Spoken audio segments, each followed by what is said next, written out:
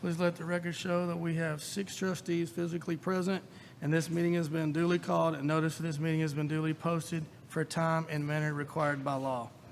In addition to the quorum of the board that is physically present this evening, Trustee Melissa Starnader will be participating in tonight's meeting via video conference, as allowed by Section 551.127 of the Texas Government Code.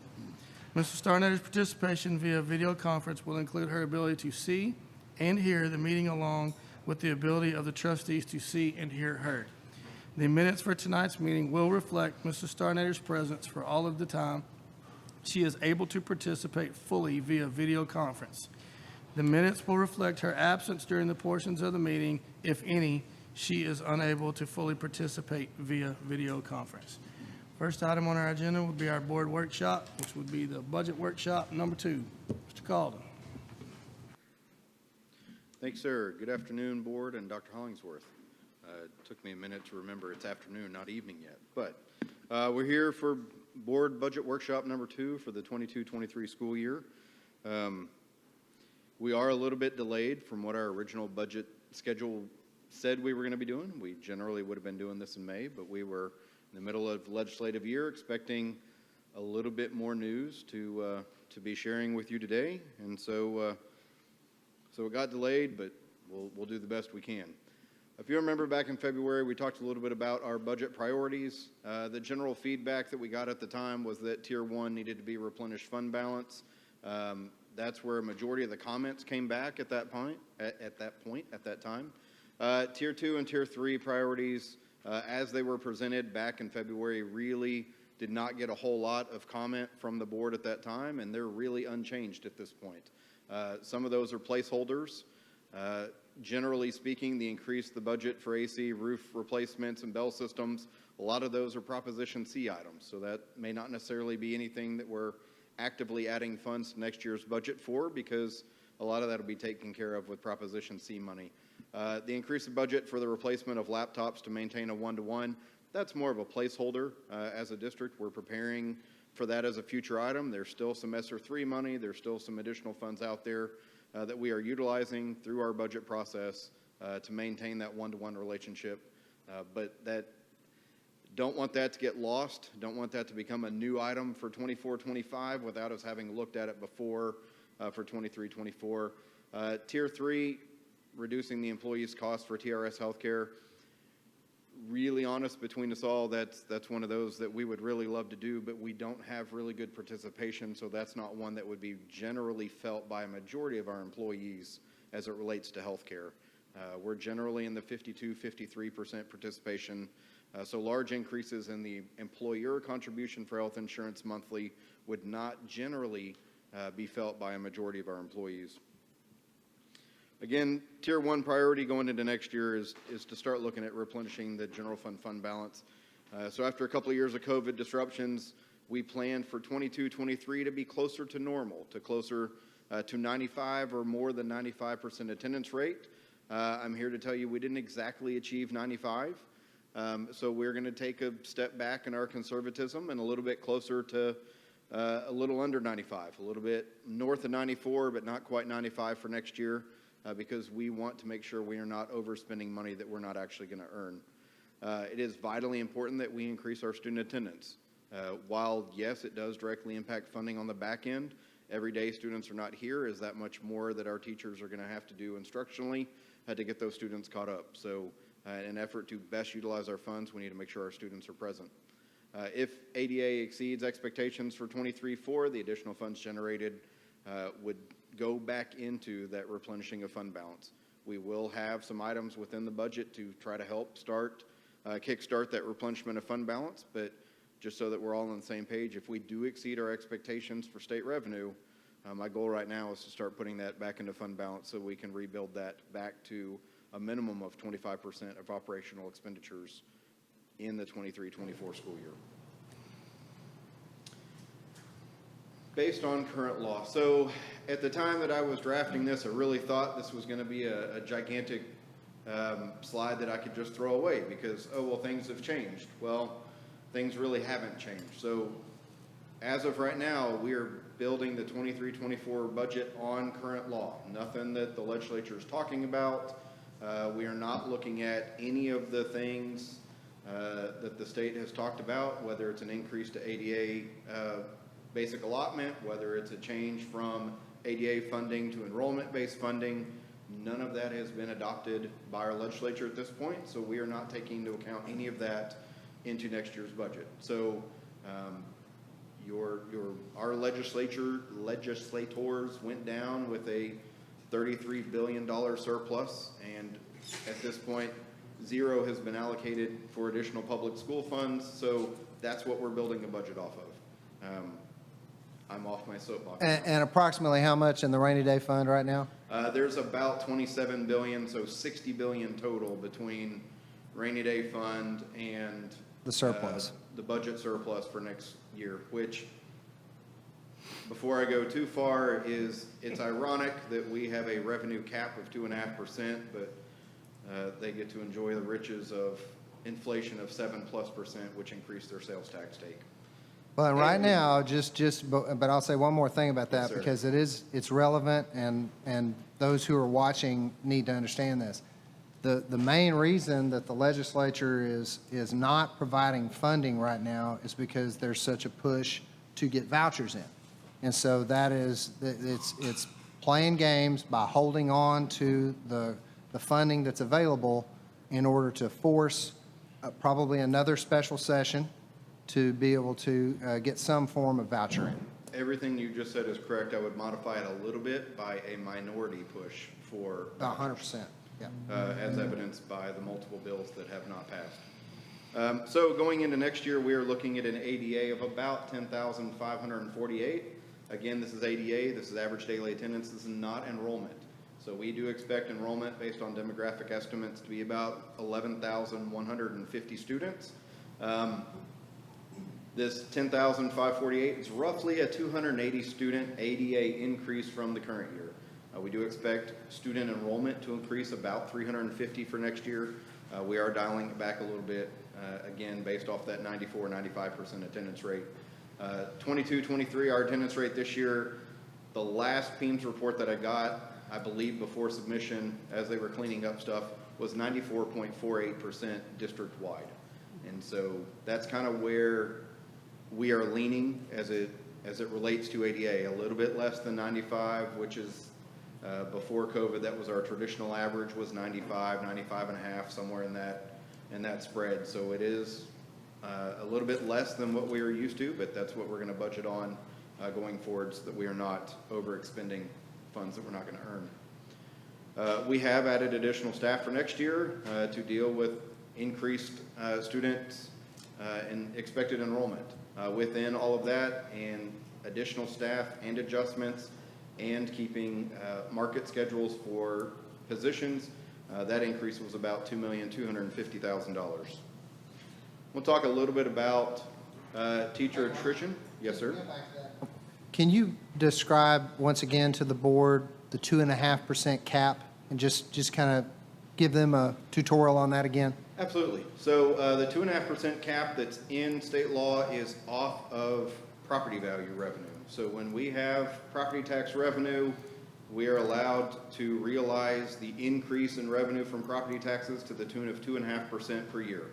We're also allowed to realize additional revenues from the state for students in attendance.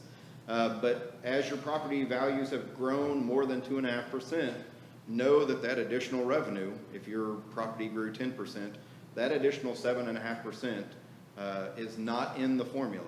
The district will receive it. The state will reduce its funding to us, commensurate with that 7.5% that your property values grew in addition to the 2.5% that we're allowed to keep. And so I know that's a little bit confusing, but you couple Yes, couple the 2.5% cap on increase with the fact, and we just grew this last year, and I'll show you tonight on my superintendent's report, we grew by just under 800 kids. So that's far higher percentage than 2.5% growth. So the House Bill 2, is it 2 or 3? House Bill 3. House Bill 3 from 2019 particularly penalizes your fast growth districts, because you're capped at 2.5% growth on your property values, yet we know we're growing far faster than 2.5%. And it's a unique system. It is one that school districts have that other municipalities don't have. Your counties and cities have a 3% cap on existing valuations, and they get to add additional new revenue from new valuations to their hold harmless or their no new revenue rate. District, it is all values at 2.5%. And so there is a little bit of a difference in there, not only in the cap limit, but also in how you go about calculating that in terms of which properties are included or the values of which properties are included. So it may be semantics, but I thought we had to reduce the tax rate accordingly. Correct, that's another part of it as well. So the reason I didn't mention that is we're already at the floor. Okay. And so Okay. as, to your point. There yes, is a floor. there is a Okay. compression in there that came with Senate Bill 2. So we do compress the M&O rate as our property values grow faster than the state average, which I believe was expected to be somewhere between 3.5% or 4% for the year that we're going into next year. So as our values grow faster than that, let's just, again, pick 10%. As our values grow faster than that, we would compress that rate until we get to the floor. The floor is defined as 90% of the value of the highest tax rate in the state. Super long, complicated, but anyway, you take that compressed value rate times 90%, that's what the floor is. The reason you don't really want to go below the floor is the tax effort part of the state funding formula is still in effect. So when we go below the tax effort, the state reduces further the amount of revenue we're going to earn because we are not taxing at 100% of our effort possible. So long, drawn out, complicated way of saying, I did actually run a template a couple of years ago of moving our M&O rate to a penny, and we do just fine until the formula transition grant runs out, and then it's a financial upheaval at that point. But that's the way the formulas are written. So if you go a little bit less than your maximum effort on tax rate collections from a state perspective, your tier 1 rate, your tier 1 revenues will be reduced as well. One issue that, I have a yes, ma'am. question. On page 10, I highlighted this because it was concerning. District has identified several teaching positions to not fill as a result of schedule optimizations. Yes, So ma'am. what positions are we saying we don't have to fill? So we worked with a provider, Cardonics, and we sent through schedule requests of students and also our staffing levels that we had at the time. And we said, help us make sure that we are optimizing our schedules, making sure that we are using our staff to the best of our abilities. And what we found is that we had some staff that were not scheduled to teach as many classes as they could. So we may have had Dr. Averett only teaching 4 out of 6 sections for biology. And so through the optimization of those schedules and pulling Dr. Averett back into the classroom, we were able to gain more sections from our existing teaching staff. And so as we did that, and we looked at our class ratios, again, not going above what you, the board, have told us that you would like to keep those ratios at, by keeping those class ratios generally on average of 28 in our cores, we were able to identify additional staffing positions that, as vacant, we did not need to refill. That was my concern, that we were going to go over that 28 limit that we had set, but we won't. That I'm gonna tag to Dr. Averett to make sure that I'm saying 100% of that correctly. Yeah, so for the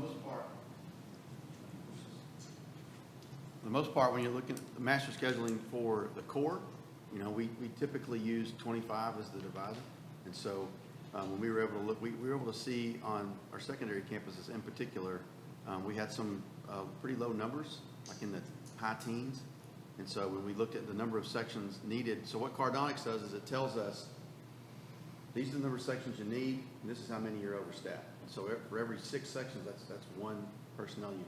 So we were able to look at that and make a determination that if we had somebody leave, for example, a math teacher at Findlay, and we looked at our numbers, we didn't need to replace that person at this time. And we could actually use that position for a position that we were trying to add, for example, Spanish.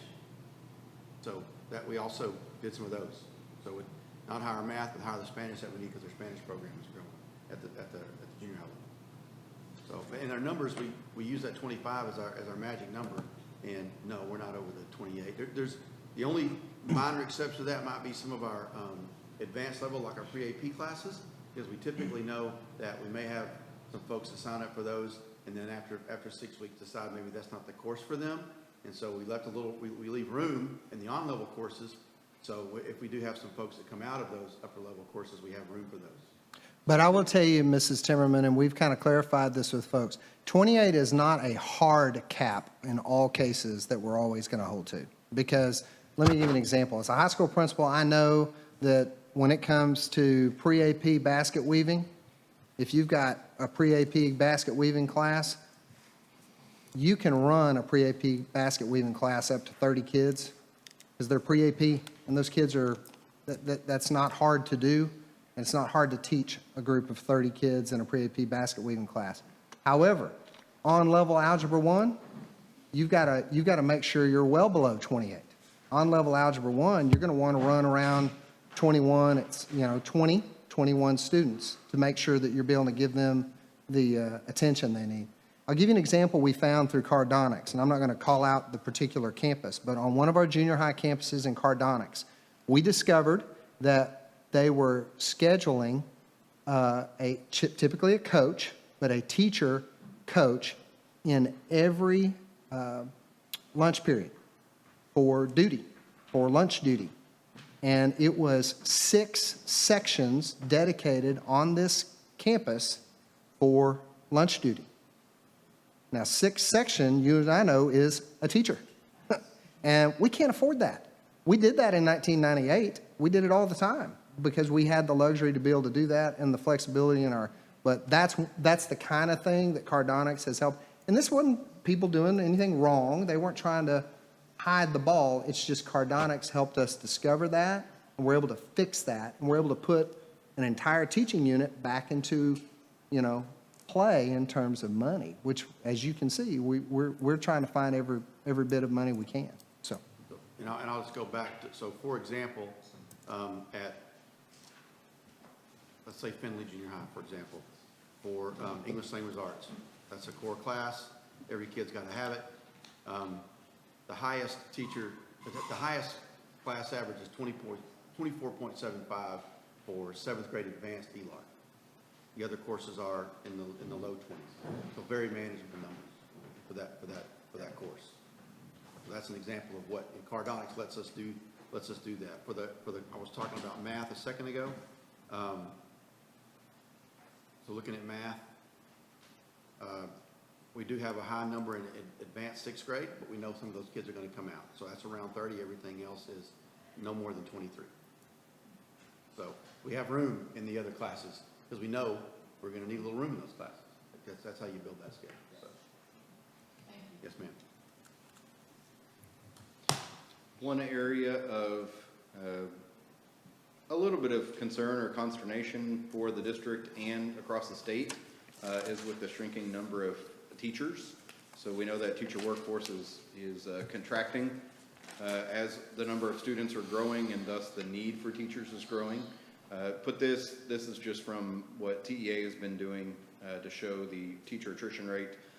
You will see that the most recent 2 years are at the bottom part of that table, and they are at or higher than the 12-year average from the previous years reported by the state. So we are seeing the number of teachers or the number of teaching professionals leaving the profession increasing, which is a little bit of a concern as we know that the number of students to be educated in our state continue to grow as well. What that is meaning locally is that we need to make sure that we're remaining competitive and attractive, not only with the salary, but also with the job itself, making sure that our staff have the resources they need to be successful, and make sure that we're supporting them in the classroom as we go around to each campus and checking on our staff. But it also means that as we post additional positions, we are seeing fewer and fewer applicants for those positions. So that is one thing that is going to be a little bit more concerning as a district as we continue going forward. But I'm here to tell you there's 1,019 other districts in the state that are going to be experiencing the exact same thing. So it's not a uniquely Waxahachie problem, but it is a more global Texas teaching problem that we are keeping an eye on, but we have recognized it is slowing down as we put out our job postings out there, our number of qualified respondents are not nearly the voluminous amount that they used to be in prior years. One way that we've worked on the last couple of years to try to address remaining competitive, to make sure that we have staff available, is through looking at teacher salaries. And so we utilized the United Educators Association, or UEA index, serving the DFW region last year. We talked a little bit about it. We noticed that we were particularly low in years 0 and 5. We did a whole lot better as we got towards 15, 20, and then 25, 30. We were sitting a little bit better than where we intended. We want to be kind of that midway point. This is just a random sampling of 50 districts within the DFW area, so it's not strict rocket science as to exactly where we place, but in the rankings last year, you saw we were anywhere from mid-30s to the mid-teens in terms of our ranking at those years. So last year, we proposed moving that starting salary to $54,000, which would see about a $1,600 increase for those first couple of years, a $1,300 increase for the next band of years up to about 10, and then about $1,100 increase for every teacher after year 11. And you're thinking to yourself, why are you talking about this? This is stuff we did last year. So I wanted to give you the update on where we went. So based on that UAE survey, we went honestly backwards. In year 0, we went from ranking 39th out of 50 districts to 41st out of 50 districts. In year 5, we went from 36th out of 50 to 41st out of 50. You will see a decrease in every single 5-year band on that survey. So what we were identifying as an issue in an area that we needed to address, every other district in the DFW area was doing the exact same thing. So the point in telling you this is it really is a priority for us, and one that we are looking at is to make sure that we're remaining competitive with our salaries and honoring and supporting our staff to the best that we can. And so Ms. Timmerman, partly to your question a minute ago of looking at those positions, one of the reasons we were trying to do that was so that we could look at where we might have a little bit of fluff, where we could potentially hold back a position as a contingency and not necessarily fill it up front, so that we could be more competitive with our salaries as we look at making those adjustments. It's not just teachers. We know that it's all staff. Everybody is hit with the same salary pressures and inflationary pressures, whether they are a teacher, a custodian, or a superintendent. And so it's not just us looking out for teachers only. We're looking out for all of our staff. We're wanting to make sure we're doing right by all of our staff. I want to add a couple of things on that. Yes, sir. One of the things we're doing differently is, so Coach McCutcheon is at, Howard Junior High, and he leaves, and he's a coach, and he teaches math. And so instead of just automatically posting math coach by the principal calling and saying, hey, we need to post for Judd's open position, we're scrutinizing that. Do we really need to post for Judd's position? And that's where we go back and we're pulling up Cardonics at that time to see where we stand. In what the team has done with Cardonics in the last 6 weeks, we've been able to add to our contingency positions 14.5 positions district-wide. Well, that's real money. So 14.5 positions at $70,000 a pop is over $1 million. And so that gives us potentially some wiggle room that we didn't have before because we're more closely scrutinizing, and we're using a really scientific way to scrutinize what we're adding. If that makes sense. Mr. Colden, Yes, ma'am. I understand this is UEA's area, comparison. Do we know how we compare with, our true competitors, Midlothian, Red Oak? and Generally Mansfield? speaking, And yes, Mansfield. ma'am. We have a pretty decent understanding. We know that Mansfield generally is the leader of those 4 that we look at. Then generally Midlothian, we're usually right behind them. Ennis is usually right behind us in a lot of areas. And then Red Oak has a little bit of a different scale. They usually start a little bit lower than everybody else, but they have a more steep climb. So by the time you get to the latter half of your career, based off of a general 20-year or 30-year teaching career, Red Oak is way more competitive. They generally pass Ennis, and they're more competitive with us as a district when you get to that back into that teaching career. But what we have noticed is we generally parallel Midlothian until about year 10, and I believe we either catch them or pass them generally in that range. It may be 12. There's always a little bit of movement every year when we do the salary schedules, but we're generally very competitive with Midlothian. Jeez, tongue twister. We're usually competitive with them, but that we have seen that they start a little bit higher than we do at that year 0, and then their increases annually are a little more flat than ours are. And how much ahead of us is Mansfield? I honestly don't know the gaps on those. I'm just kind of looking at the trends on them. I can get that info for you and bring it back to you. Okay, thank you. Yes, ma'am. I have a question. How long have we been using this Cardonics? How long? This is at least the 2nd year that we've been using it, maybe a little bit more. I know intrinsically in my mind, because it's on my whiteboard, that we used it last year. We had a little bit of a late launch and kickoff with it, so I don't know that we dove as deep into it last year as we were able to this year. But with Dr. Zabrit and Dr. Beneker, they were on top of it this year, especially with our campuses, looking at it early on so that we could start making some of these identifications of overstaffing. Is proximity the only reason why we even compare to Mansfield? Yes, sir. Because I don't see a comparison. It's not one that you would find us compared to generally from a TEA perspective as it comes to academics.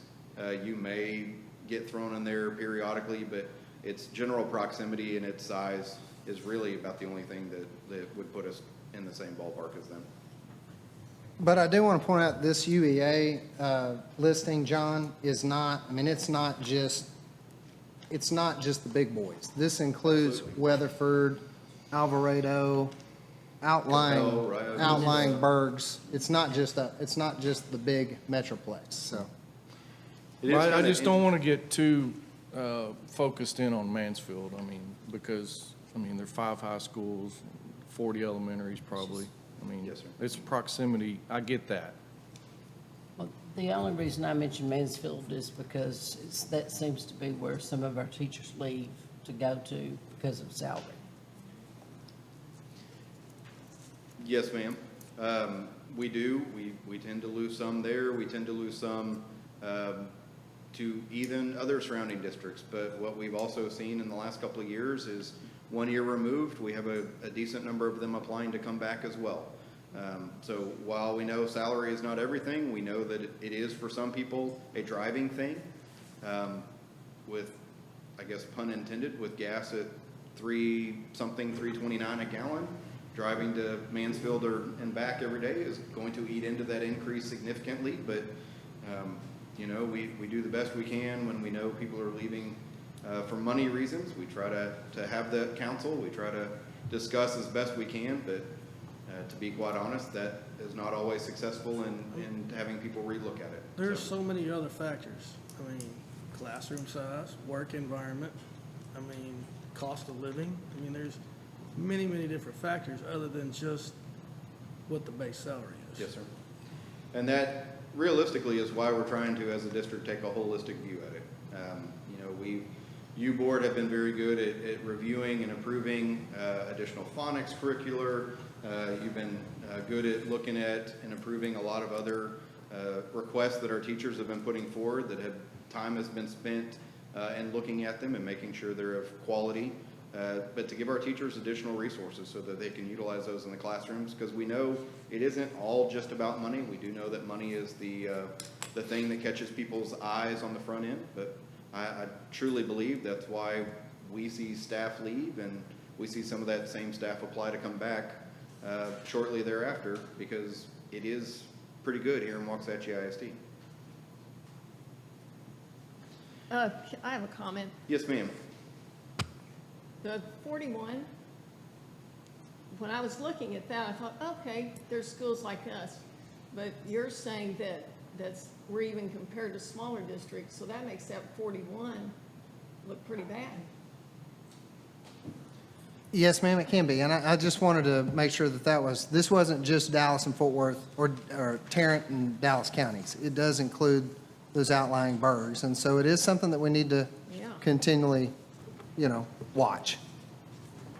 But wouldn't you think some of those smaller districts have to overpay to get people to come there?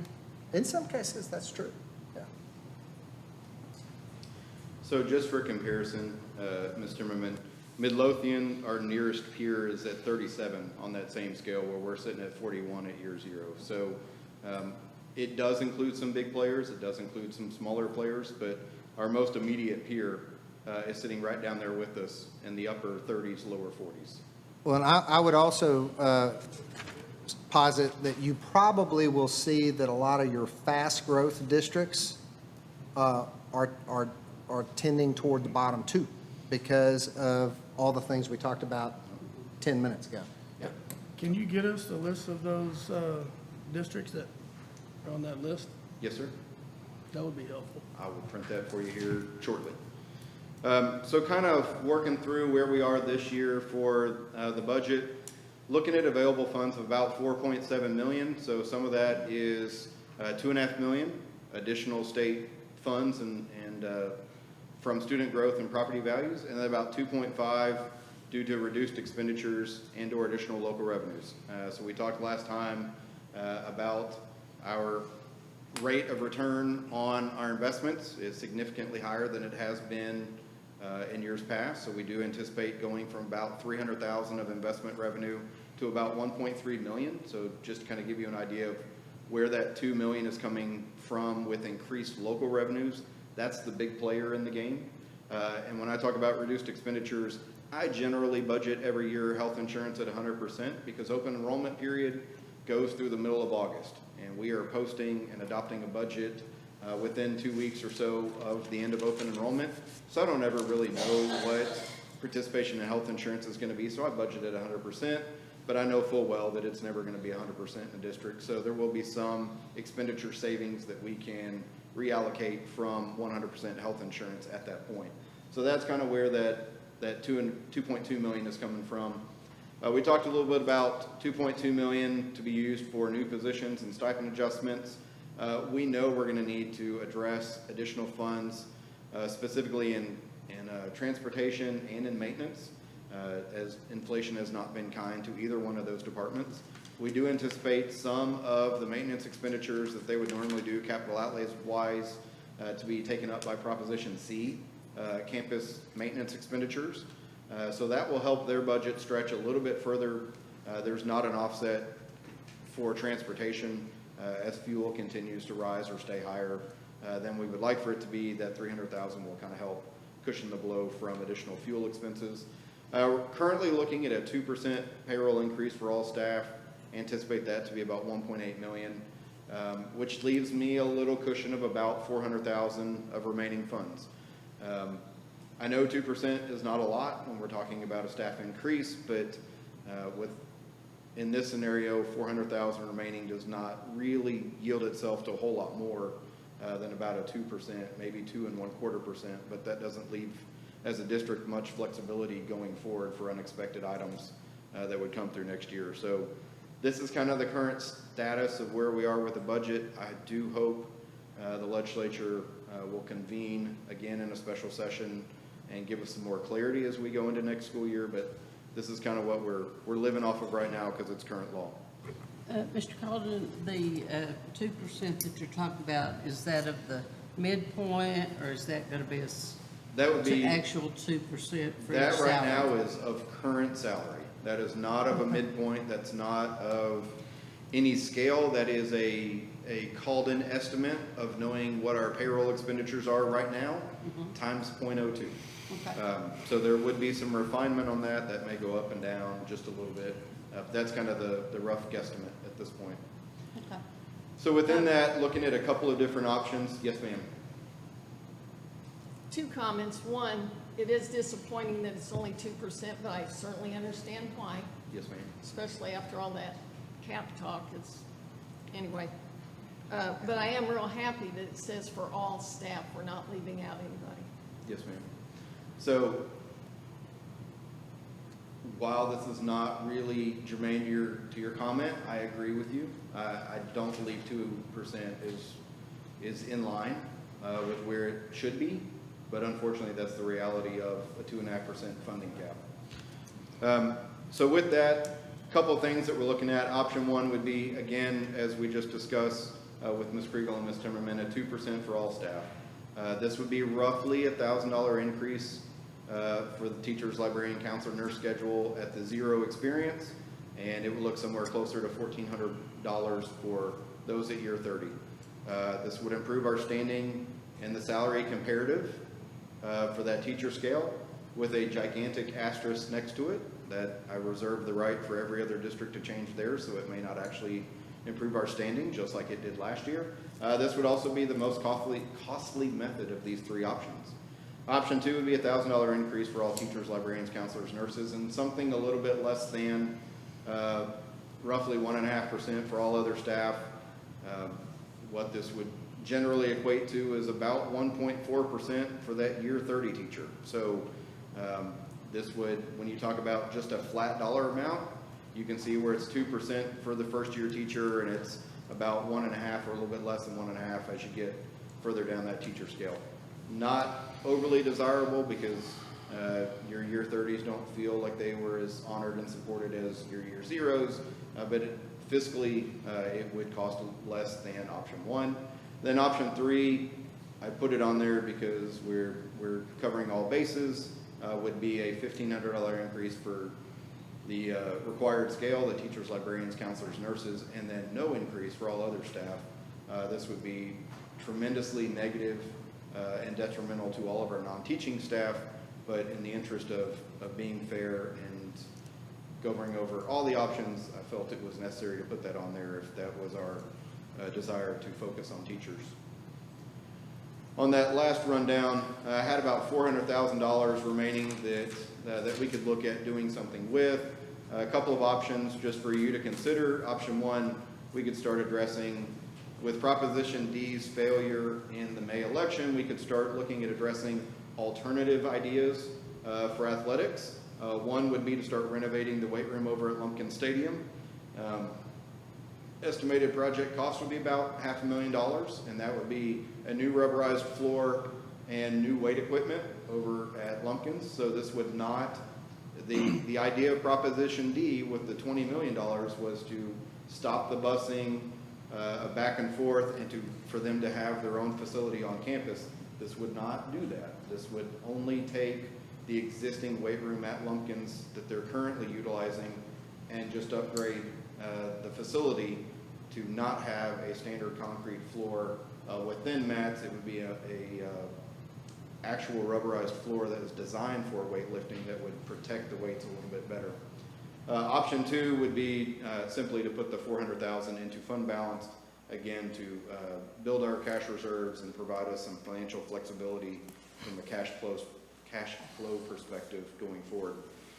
One thing that we have been benefited a little bit from would be the extension of permanent school fund guarantee. So with new bonds, the permanent school fund and the IRS came to an agreement on the valuation of the permanent school fund assets for collateralization of bonds. All that fancy talk to mean our bonds are still guaranteed by the permanent school fund. There was a point where that authorization had ran out and we would be relying on local underlying ratings, which thankfully in Waxahachie ISD we have really good underlying ratings. So while that would have moved up basis points by about 30 basis points for interest costs that we'd be paying, meaning taxpayers would be paying more interest over 30 years, with the permanent school fund guarantee and that extension, we will enjoy those AAA ratings from the permanent school fund. So that's good news on the INS side, but one of the options that we have with that remaining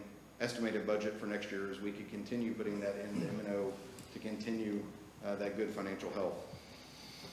So with that, we've gone a long way in a relatively short amount of time, in roughly 40 minutes or so, what feedback do you, board, have on either the whole plan, the teaching options, the remaining 400,000 in budget utilization for next year? What would you like me to do different? I'm gonna tell you that I'm gonna have a very difficult time supporting either one of these options. I thought I was pretty adamant, the last time we met about making fund balance a priority. Yes, sir. I let it slide last year. I don't think I can let it slide this year. I understand there, and I may be in the minority on this, but that's perfectly fine. I just think that, the long-term health of our district is gonna be dependent on that. And I really would like to see that a priority instead of an afterthought. You're talking about the salary, the No, salary sir. options or these two? I'm talking about the fact that it's not a priority to be contributing to fund balance. Well, so, The only thing you have as a priority, if it's based on the attendance, or based on the attendance factor. that's over and above. So option 2 on this screen right here is take that 400,000 to go to fund balance as well? Yes, sir. But we're already, how much below? What, the recommended now? We're at like 23% and not 25%. Which so equates to how much roughly money? $1 million and a half. Which will be more next year as our budget increases, Yes, sir. right? Yes, sir. That's my point. I got you. That's what I was gonna ask. If you could give us a recap on just how marginal we are on your last survey regarding our cash reserves.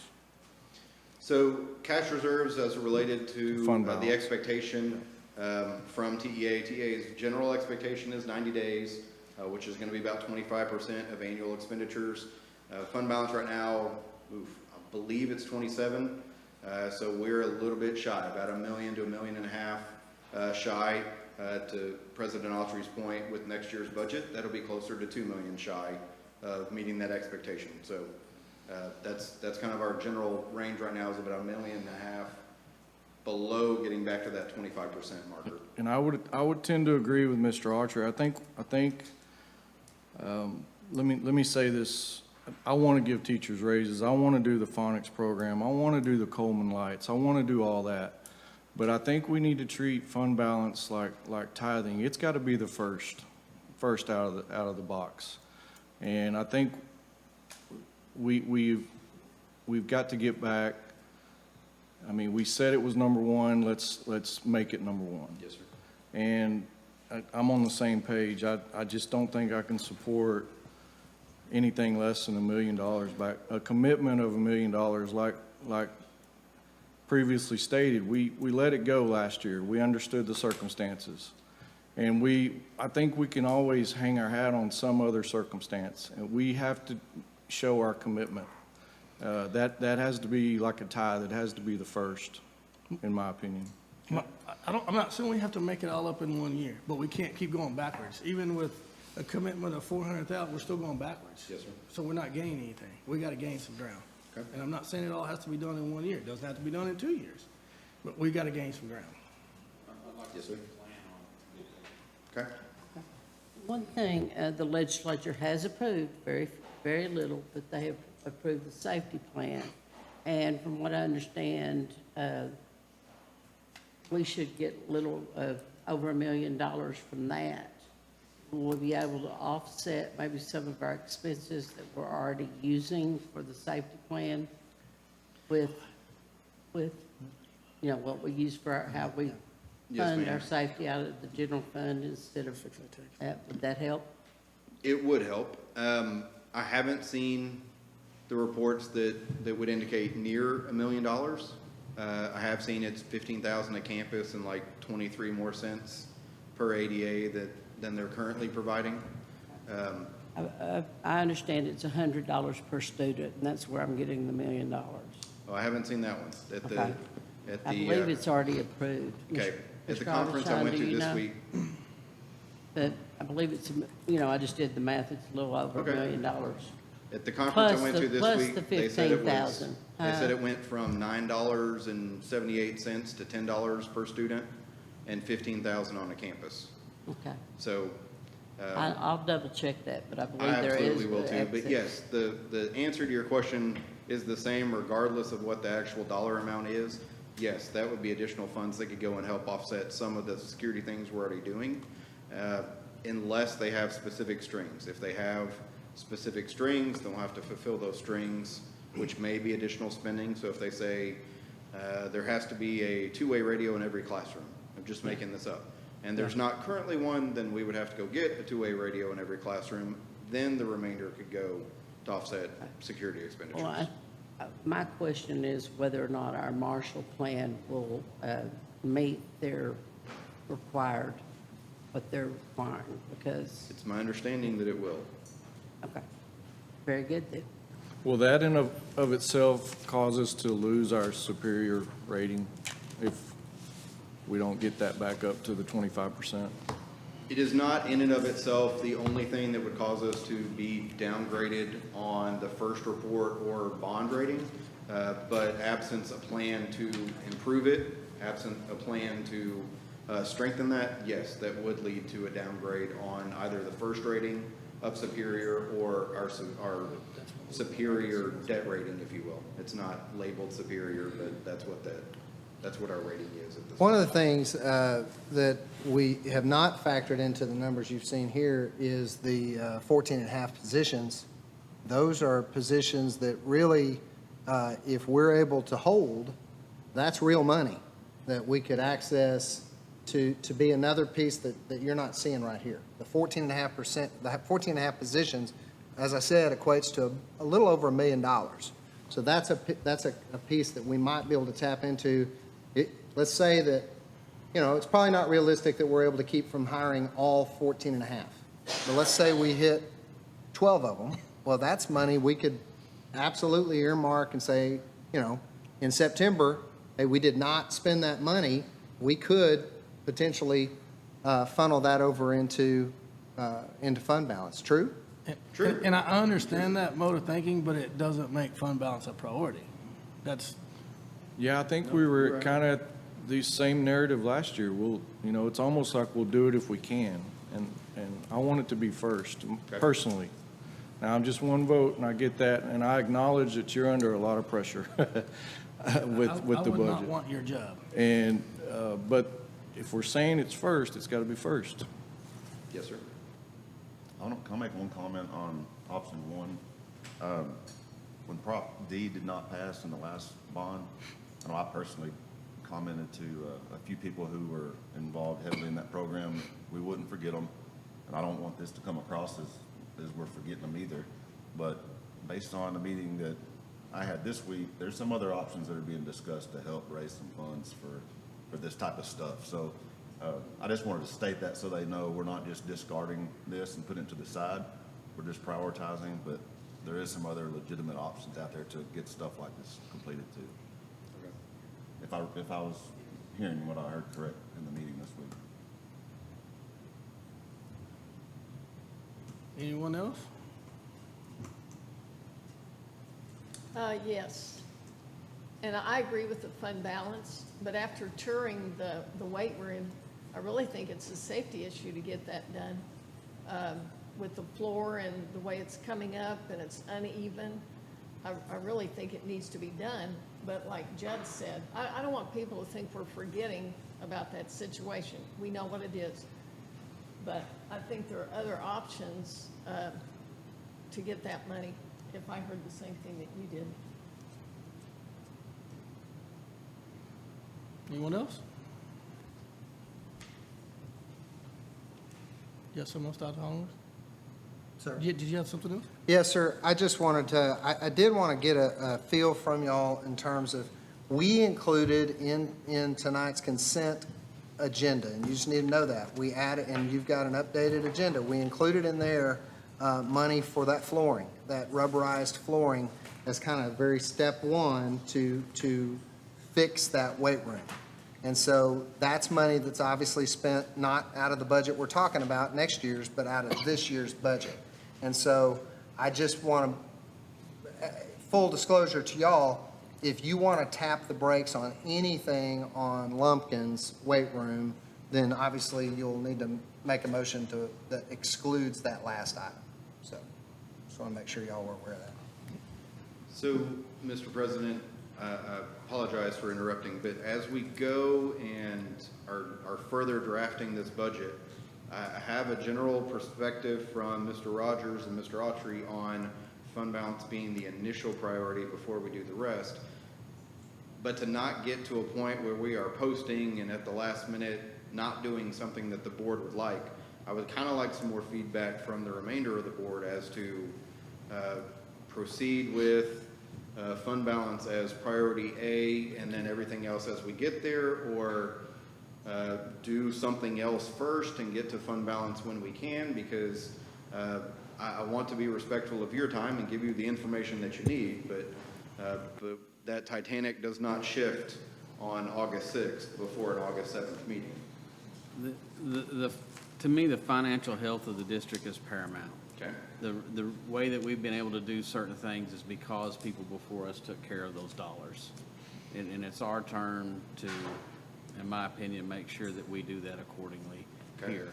Now, I'm like Dusty, I'm not gonna say that I wanna see that all dumped back in there in a year, but it's 33% this year, 33% the following year, 33, I'm making a number up. Absolutely. But until you make a quantitative plan, and when I say you, I don't mean you, I mean we, then you're just spinning your wheels.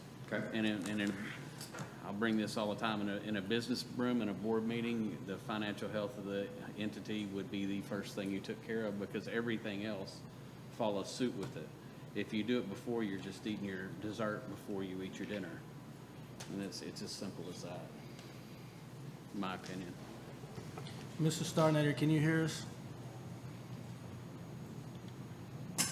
Yes, I can hear. Did you hear what Mr. Calden asked earlier? Can you hear me? Yes, we can hear you just fine. Did you have a comment on what Mr. Calden asked earlier? Go ahead, ask it again, Mr. Calden.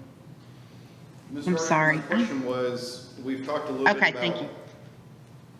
I'm sorry, say that one more time, Ryan, I'm sorry. Yes, ma'am. So we've talked a little bit about the budget and preparation of the budget for next year and some of the priorities that we've been having. And the question on the floor at this point is, as it relates to fund balance, is that priority one, do that before everything else? Or in your mind, is there something else and get to fund balance as we can? What is kind of the directive from you as a board member to help us as we plan? I would agree on the fund balance. Of course, I just wish we could, find a way to give a salary increase as well. So however we can work that out. Okay. But yeah. And then also, regarding the Lumpkin situation, I feel like we need to explain to folks like why we're doing that. I mean, that's obviously, in my mind, I guess, a response to the fact that, we have the failed bond proposition, and therefore, we need to make some improvements over there. I mean, I feel like we need to be able to answer questions that are going to come up. Well, why that and not something else? I think we can address that in the discussion part of the consent agenda. Mr. Autry, I believe that we need to maintain and help our staff. We're having record inflation right now, and I'm afraid that with us being, 37th, 39th, we're going to be losing additional staff, which of course is a huge problem. I think with the 14 staff members that have been eliminated or can be eliminated by cardonics, that's extra money. I do believe we're getting extra money from the state for safety, for things that we are already doing that we would be able to put into the fund balance. I believe the fund balance is very, very important. I remember a long time ago when I was sitting out there and watching board meetings, and they had an extraordinary fund balance was built up that has kind of gone away. And this is, so I think that first we need to take care of the teachers, and not just the teachers, all of the staff, because everybody's living with this inflation. But then also we need to, any additional funds that we need to that we get in, we need to be looking at, or ways that we can cut and, cut what we do. Like, I know that the one thing that in the past has been cut is the amount of money that each principal gets per student for their campus budgets. I mean, there are other ways to cut budget and add to the fund balance. Now, as far as the, Ms. Timmerman and I toured the athletic facility, and I would say my priority would be the rubberized flooring, because I felt like that was not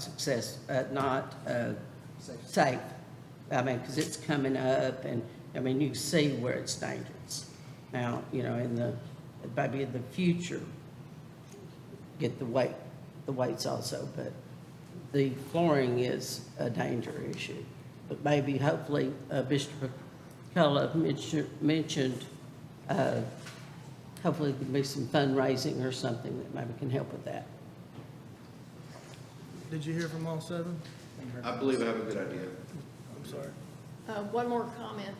And again, I agree with the fund balance, but I agree with Ms. Kriegel that we can't touch the raise for the teachers, especially this year. Without the teachers, we wouldn't have had a bond that would have passed. And for all that they did for the bond and the support they gave the district, I mean, we can't cut like you said, 2% is not much anyway. We have to take care of our staff. Agreed. Thank you, Board. Our next meeting, we will do budget workshop number 3 on August 14th at 4.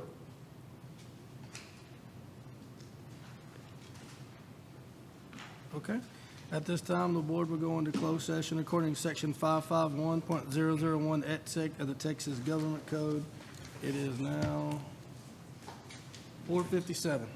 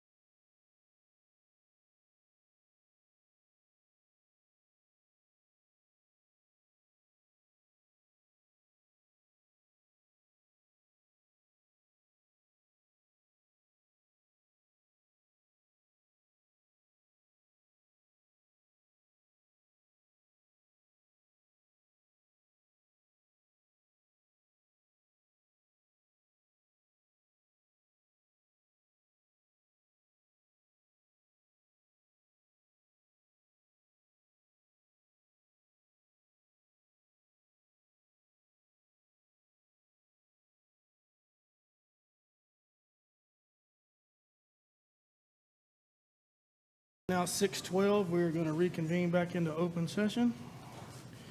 At this time, I'd ask Mr. Schofield to lead us in an invocation, followed by Trip Avenshine with our allegiance to the American and Texas flags.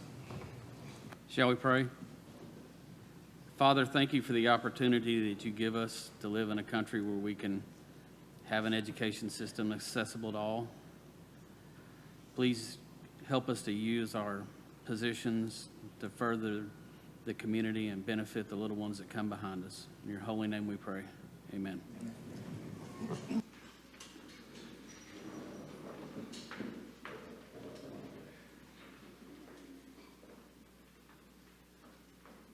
I pledge allegiance to the flag of the United States of America and to the republic for which it stands, one nation, under God, indivisible, with liberty and justice for all.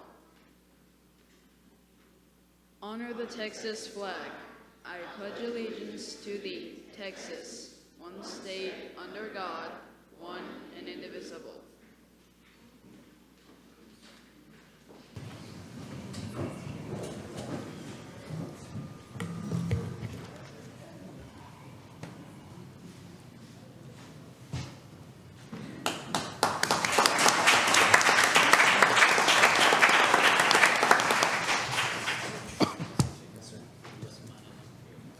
Our vision is to be a district where innovation thrives and growth is limitless. We value choices because they make us unique and are critical to learning. We value a collaborative culture that honors and supports all who positively impact the lives of our students. We value an environment of belonging that respects individual differences and ensures equality for all. We value relationships that broaden learning experiences and enrich our community. The next item on our agenda is our recognitions. Ms. Bridges, I believe we have several of those tonight. I was ahead of you. Good evening, Board and Dr. Hollingsworth. I'd first like to invite Sabrina Ballard from our TLI team to come up. Good evening. Not to put your paper here. Okay. I'm here to represent Destination Imagination. Destination Imagination is an international program that allows young people of all ages, kindergarten through university level, to be involved in creative problem solving in the STEM fields, fine arts, and service learning. During the 22-23 school year, Waxahachie ISD had 7 Rising Stars teams. This is the non-competitive level for kindergarten through 2nd grade. We have our pictures of our Rising Stars teams from this year up there. And then we also had 13 competitive teams from grades 3rd through 8th grade who participated in the Greater Fort Worth Regional Tournament in February. We are proud to recognize some of our teams who placed within the top 6 at the regional tournament and some of them who went beyond. We do have some teams who weren't able to make it tonight, but I'm still going to recognize them even though they're not here. Wedgeworth Elementary had a team, the Creative Intelligence, who placed 6th at regionals in the Fine Arts Challenge. Their team managers were Claudia Gutierrez and Cynthia Barone. From Wildman STEAM, we had the Magic Mirrors, who placed 5th at regionals in the Fine Arts Challenge. Their team managers were Brittany Songer and Kimberly Robinson. Okay, our next team is from Shackelford Elementary, and they're here with us tonight. Hey, this is the Good Vibes Squad.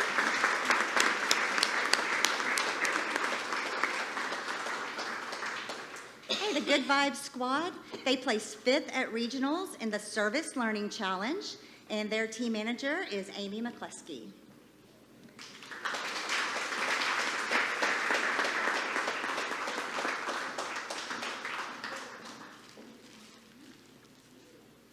All right, from Wildman, we had another team, the Exploding Stars, who placed 4th at regionals in the Fine Arts Challenge.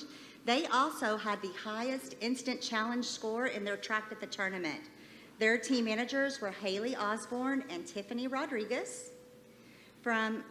We had a combination middle school team from Findlay and Coleman, the Soaring Arrows. Thank you. They placed third at regionals in the Fine Arts Challenge, and their team manager was Dawn Renee Woodgett. From Dunaway, we had the 6 Cinnamon Toast Crunchies, who placed third at regionals in the Engineering Challenge, and they also earned a highest instant challenge score in their tract. Their team managers were Desiree Zarate and Claudia Gutierrez. From Wedgeworth, we had the Wedgeworth Guacamoles, who placed second at regionals in the Engineering Challenge. They advanced to compete at the state tournament. This team also earned the Da Vinci Award at the regional tournament for creativity. Their team managers were Claudia Gutierrez and Cynthia Barone. All right, our next team is here with us. We have one representative from the team, and thankfully the assistant principal is joining her. From Wildman STEAM, we have Light Up, who placed second at regionals and also advanced to state. Their team manager was Jeffrey Benson. Thank you, Anna Linda, for representing your team tonight. All right. And then last, but absolutely not least, we have from Simpson, the Believer Beavers. This was the first year Simpson was represented at the DI regional tournament, and the first year this team competed together. The Believer Beavers placed second at the regional tournament in the improvisational challenge. Thank you. And advanced to the state tournament, where they also earned second place. This advanced them to the global tournament, where this team placed second, competing against the top international improv teams. We are so proud of how they represented WISD. Their team managers were Ashley Sierra and Jacqueline Richards.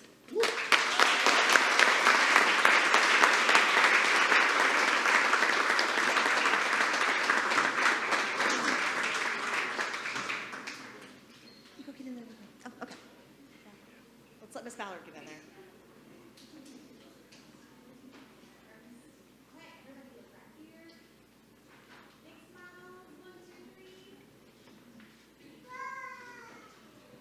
Awesome. And then let's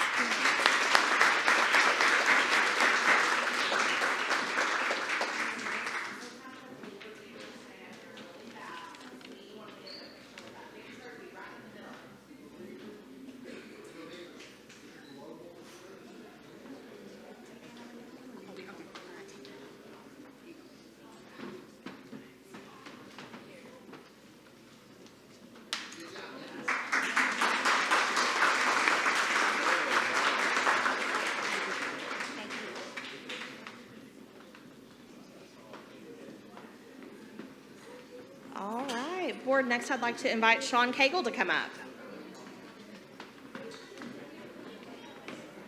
Where is Mr. Cagle? Thank you very much. Thank you. Your turn, Mr. Cagle.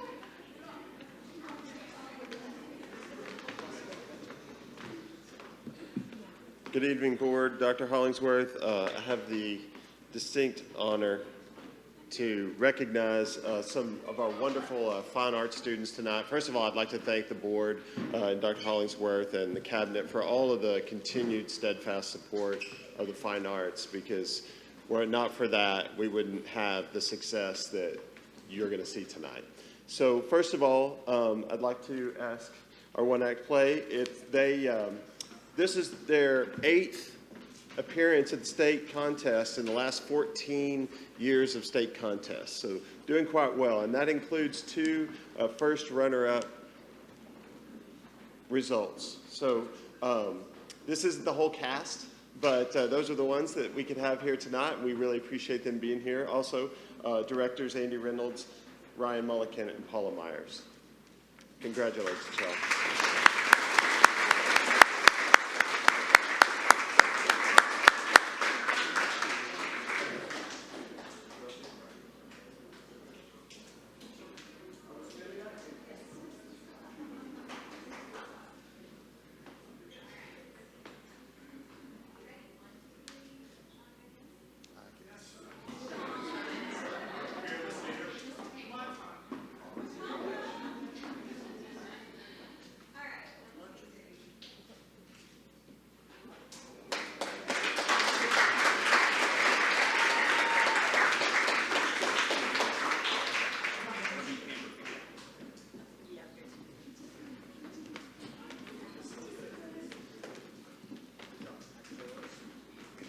And furthermore, we have some of our state competing choir students here with us tonight.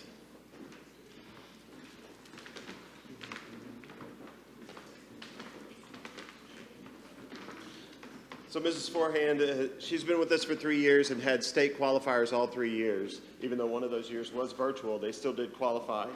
They took 20 students this year and came back with 29 medals.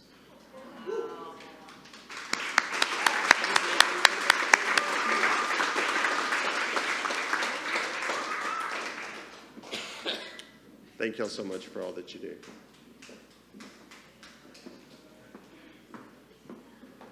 I like our little friend out there who's clapping.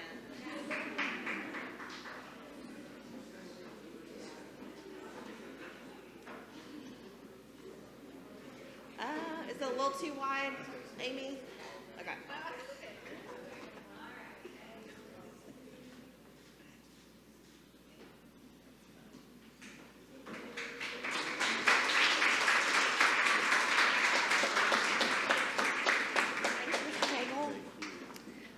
Next, I'd like to ask Ashley Binnicker to come up.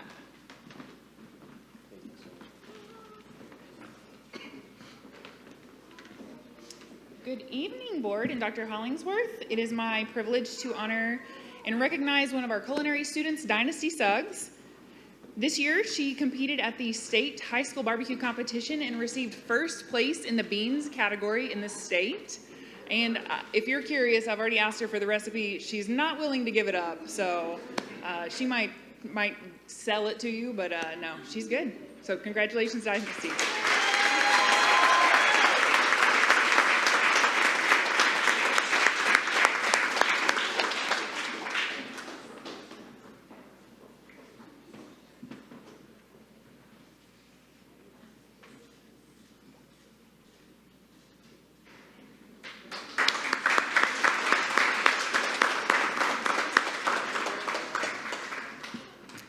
We're moving through these at a good pace tonight. I'd next like to ask Andrea Klein from our TLI team to come up. Good evening, and thank you for the time. Spring 2023 was our first ever opportunity to provide Waxahachie Global High School students in the Personal Financial Literacy elective course with the opportunity to take the Personal Financial Literacy certification through the Texas Tech Center for Financial Responsibility. The certification is an example of how our district is innovating to provide opportunities for student growth, as it will verify that these sophomores and junior level students possess the ability to successfully navigate vital monetary decisions which affect both their personal and professional lives. Myself, on behalf of the TLI department, are very proud of Mr. Coker and his students for piloting the addition to this program, and we're planning to continue the opportunity for both semesters of PFL for the 2023-24 school year. We're proud to report that 25 out of 43 of the students that took the exam passed and received their certification. We did have a student who received above a 90%, and not one of these sophomores or juniors received a score below 50%. So we're very proud of every student who took this certification test. We'd like to recognize the following students who've completed and passed their personal PFL certification exam. We have Seth Bachak, Craig Bacata, Daniel Chavez, Ariana Collins, Madison Crane, Samantha Grimes, Kayla Haygood, Landon Hayes, Kaylee Keys, Maya Cole, Elgin Lamont, Leonardo Ortinez, Juliana Smith, Wesley Conger, Bethany Davis, Wesley Leatherman, Gabriel Lewis, Kelly Bogois, Cash Medlock, Jana Mira Flores, Eli Ramos, Janelle Rodriguez, Samuel Sanchez, Abby Smith, and Jonathan Thomas. Thank you, guys.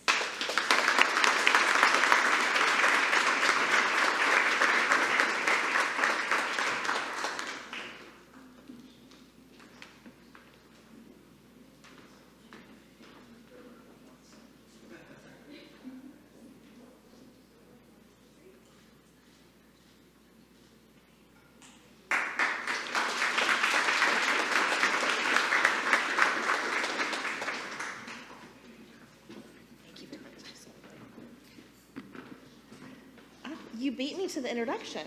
Here's Dawn Hilburn. Do you want them to go ahead and come up right now, or do you want to go ahead? Yeah, sure. Y'all want to go ahead and come up right now?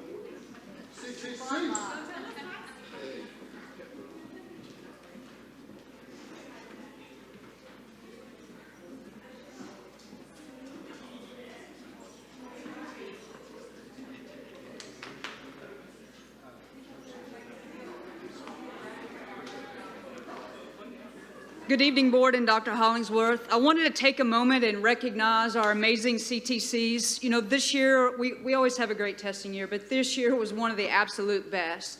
They've all worked above and beyond to make sure everything is perfect. And when I tell you this, there's a lot of OCD people in this group, including me, so yes, yes. You understand if you're one of those people. Students and teachers were prepared because of their hard work. As we know, the role of a campus test coordinator is a job that carries a lot of weight and responsibility. Becoming a test coordinator is few people's dreams. You don't have people that are standing up going, pick me, please let me be the CTC.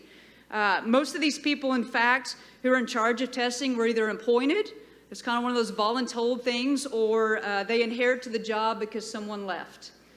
However they were chosen, though, they have assumed the role, accepted the charge, and prepared themselves for the important, secure, and high-stakes testing.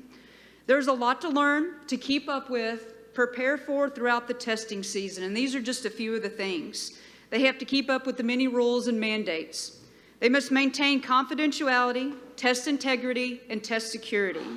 They must schedule and train everyone who would be involved in the process, which for most of them is everybody on the campus.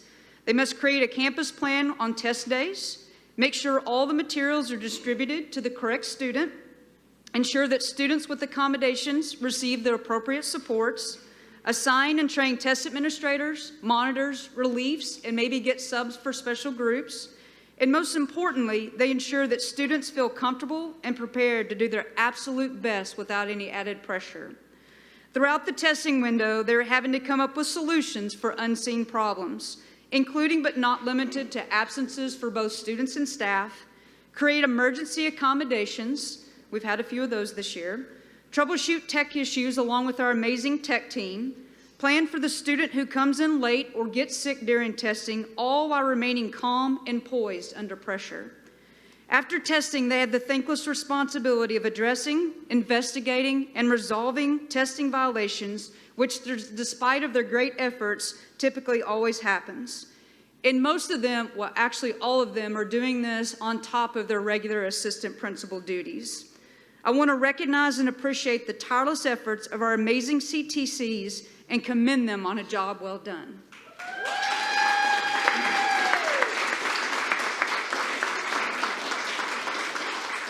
And just to go along with that, I kind of did a slide up here that the stages of testing and what it's gone through. You know, we've gone through paper testing and where you're on the floor and you're counting booklets and you're putting sticky notes in between. And we used to call them, we have bubbling parties. You had to take those Scantron and you had to bubble things in. Till we went to online testing, and we've done that early. The state required that to be 100% this year, but we were a couple years in advance on that. Now we're to the new STAR redesign. So it's changing, it's evolving into something different. Not only do they do STAR testing and EOC, we also have STAR interims that prepare us for STAR testing. We have TFAR, we have TELPAS Alt, STAR Alt. So there's a lot within that. And then we have different programs like Test Town, Elevation, Branching Minds, and Frontline that they have to learn and keep everything in track. And, you know, this is just a small portion of our CTCs because overall we have testing across the entire district. They also do MAP. There are other APs that do AP testing. We have PSAT, SAT, Pre-ACT, ACT, TSI. So there's many more things that we do. So this is just a small portion of it. And unfortunately, we didn't recognize all those that do all those things, but we did want to do that for our CTCs. And one of those statistics on this too, let me go back one, was we did 16,548 tests online. And when after you're done with that, you go, yeah, it felt just like it. Like we did do a lot of that. But that's a lot of tests broken down by each subject and grade level. So I want to introduce each of them here. So we'll go in order of campuses. We have Christy Bragg, that's at Cliff. Ginger Alaman Dunaway now is going to be the principal. So we have some role shifts in this too with the people that are here. Ashley Gabbard had to leave just a tad early because she had to go pick up her kiddos, but she's with Felty. Then we have Michelle Bartosh with Marvin. Y'all can wave, it's okay. Yeah. Erica Brown with Northside, but now is going to be Wedge this coming year. Paige Davis is with Shackelford, but she could not be here tonight. Then we have Crystal Cortez with Simpson.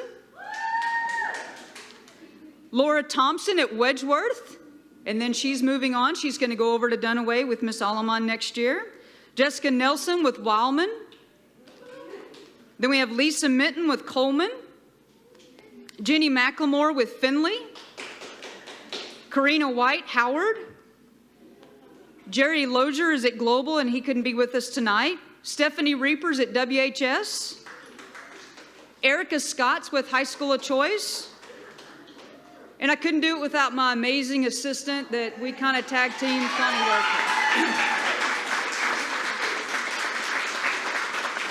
Thank you, Board. Ms. Hilburn, I do think you forgot one, though. You forgot that we have the only canine test coordinator, probably in the state of Texas. Well, and I do want to say that what we're able to do and the way we're able to do what we do does not happen without really, really strong leadership from the central office level. And so I want to just say, Don Hilburn, how much we appreciate you and everything that you do to make this happen. Thank you.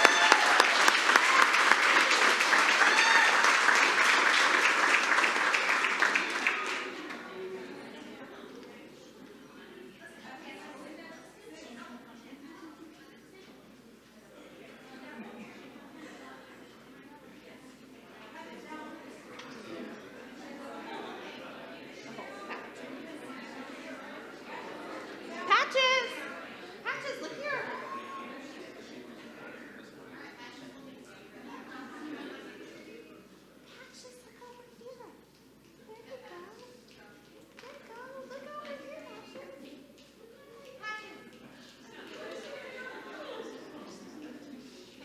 We don't care how any of the rest of you look at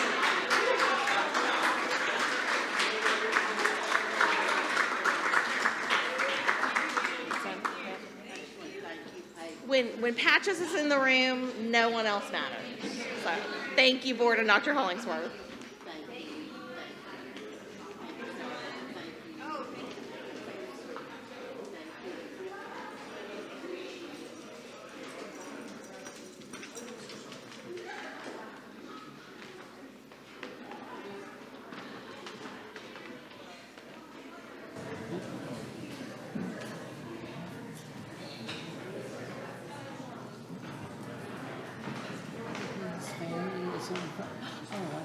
I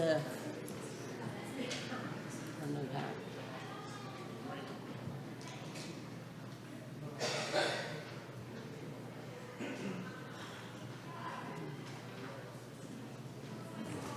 Okay, next item on our agenda is our open forum. I do not believe we have anyone signed up to speak tonight, so we will move in to our organization of the Board of Trustees, which will be the election of the Board President, Vice President, and Secretary as required by WISD Board Policy BDAA, legal and local. Okay, at this time, I will entertain nominations for Board President. I move we nominate Dusty Autry for Board President. Any other nominations?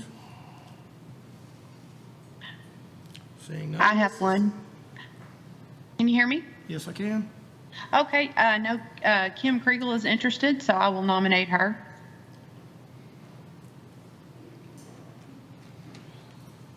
Okay, any other nominations? Okay, at this time, I will ask for a vote for President of the Board of Trustees. At this time, please raise your hand in favor for Kim Kriegel for Board President. I have 3.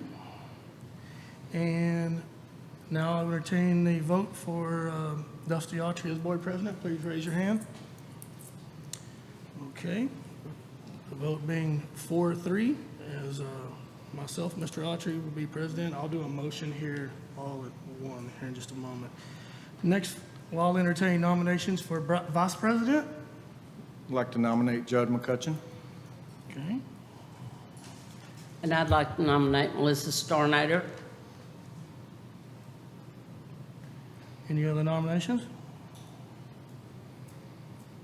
Okay. At this time, I will ask you to raise your hand in support of Judd McCutcheon for Vice President. Okay, at this time, I'll ask you to raise your hand for Melissa Starnader for Vice President. Okay, vote being 4-3, Mr. McCutcheon. And at this time, Secretary, I'll entertain nominations for Secretary. I nominate John Rogers. And I'd like to nominate Debbie Timmerman. Okay, any other nominations? Okay, at this time, please raise your hand for John Rogers for Secretary. Being 4 votes. And for Debbie Timmerman? Being 3 votes. Okay, after the tally I have, at this time, I will entertain a motion that we that we elect Dusty Autry as Board President, Judge McCutcheon as Vice President, and John Rogers as Secretary. So moved. Okay. Motion by Mr. Rogers, second by Mr. Schofield. Any other discussion? All in favor, say aye. Aye. All opposed, say nay. I didn't hear 7 votes. So, all right, at this time, I'm going to ask for a show of hands. All in favor, please raise your hand. Seeing 5. Okay, all opposed, say nay. Motion carries 5-2. All right, moving on to our reports, and we'll do the changing of the seats at our next meeting. We'll have a bunch of shuffling and whatnot. Oh, I'm sorry. Yes. So now at this point, we're going to go out of order. We're going to move to action item A, which will be consideration with possible approval of the hiring of the new principal for Findlay Junior High. Dr. Hollingsworth? Thank you, Mr. President. I am very excited tonight to bring to the board our recommendation for our new principal at Findlay Junior High School, Ms. Wendy Dunn. And Wendy is here today with her family. And Wendy, if you don't mind coming up here to the podium, and if you don't mind making introduction, you have some special guests with you. I do. I have very special guests. Good evening, everyone, board and community. I have my husband, Elliot, my son, my only begotten son, Mackenzie, my daughter, Whitney, with double I, and my college sweetheart, Taylor. I'm very excited about this opportunity. Well, we're really glad y'all are here with us tonight. I just want to tell you one of the things, Wendy is coming to us from the Collegiate High School in Cedar Hill. And as we went through a really long process to find the right candidate for this particular position, I will tell you that as I reflect on our conversations with our committee, the thing that came through loud and clear is how well Mrs. Dunn connected with the members of our committee. They talked about how well prepared she was, how she had done her homework. She knew about Findlay forward and backward. They could tell that she wanted to be here. They talked about how she kept the focus on students. They talked about her willingness to sit with teachers and to coach them and to prepare them to be the very best that they can be. And so all of those things led us to the conclusion that Mrs. Wendy Dunn is the absolute best person for this position, and she has big shoes to fill. And so we had to work really hard to do that. And so we're really, really glad that you're here. And with that, Mr. President, I'm happy to make the recommendation of Mrs. Wendy Dunn for Findlay Junior High Principal. Okay, at this time, I will entertain a motion to approve Mrs. Wendy Dunn as the new principal of Findlay Junior High. So moved. Good luck with updating the minutes on that one. Is there a second? Second by Mr. Schofield. Any other discussion? All in favor, say aye. Aye. All opposed, say nay. Aye. Motion carries 7-0. Congratulations.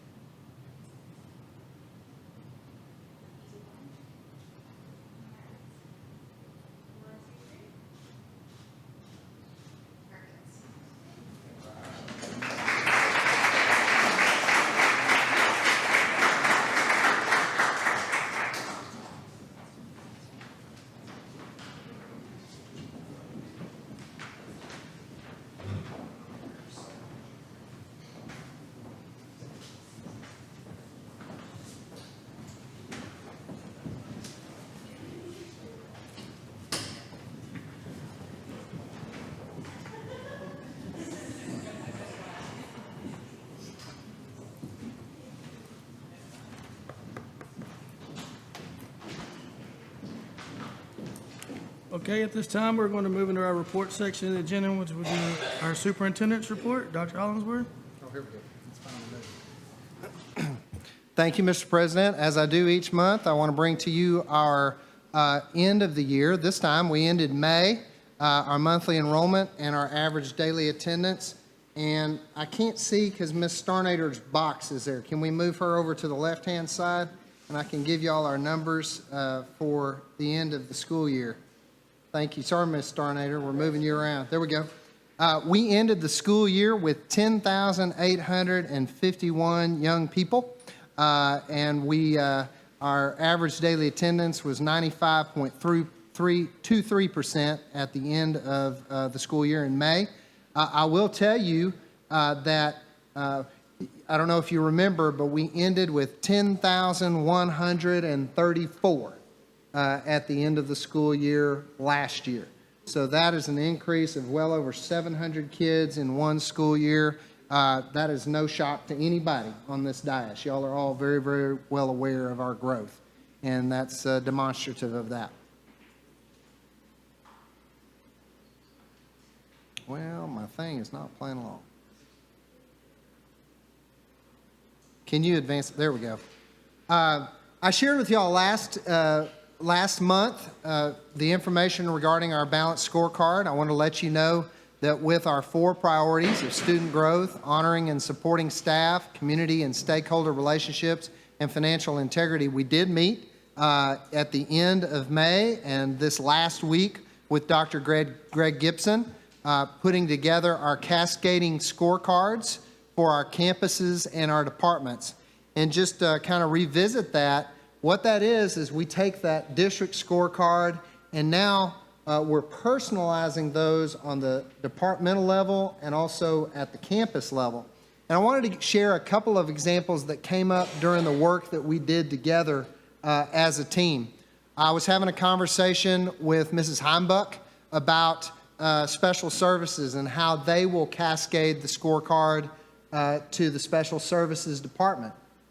One of the things that she said that they're looking at doing, and this is just one example among many, is they're looking at taking their specialized programs on each campus and incentivizing attendance on those specialized programs. That's one example of how we can move the ball of attendance for the whole district by our departments getting innovative on how they're going to advance our priorities. And I thought that was really cool. Yeah.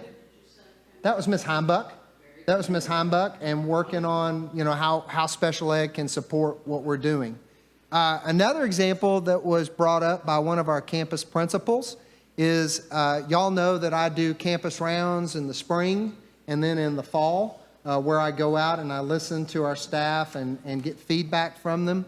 Now our campus principals are talking about how they can build in regular opportunities for feedback with their teachers on their own campuses, so that rounding is occurring, for example, maybe once every 6 weeks instead of just waiting until the superintendent comes out. So those are 2 examples of how we'll cascade that scorecard down, and we'll move the ball even more on our highest priorities. Y'all are all very aware of our graduation ceremonies that we just held at the end of May. I'm an old high school principal. Dr. Averett's an old high school principal, and we talk a lot about Graduations are a beautiful celebration, certainly for high schools, but they're really a celebration of our whole school district, because it's not just what's happening at 9 through 12 that makes that happen. It's what we're doing from pre-K on. And so as y'all were a part of, and I'm so grateful to our board for your participation in all of these events, we had our first High School of Choice graduation. We had 89 students who celebrated at commencement ceremonies, and we had a total this year of 178 students who were able to get their diploma by going through our High School of Choice. And that's a really, really big deal. And I know that through the work that Dr. Benskin's put in, Dr. Averett, and I really have to also give credit really to Mr. Lynch and to Mrs. Harris, because they work hand in hand with Dr. Benskin to identify students for that program. That's really a tremendous result and something to be very proud of. Y'all know we also graduated 121 young people from Waxahachie Global High School, our early college high school, and that second bullet is just incredible. That's 85 students who got an associate degree from Navarro College. That's essentially a 60-hour college degree that those students walked across the stage with at Navarro 2 weeks before they got their diploma at Waxahachie ISD. And so that's a really, really big deal, something to be very proud of. Couple of notes that I wanted to make about WHS's graduation. It was a beautiful ceremony. We were very fortunate to have wonderful weather on Friday night a couple of weeks ago. 602 young people walked the stage.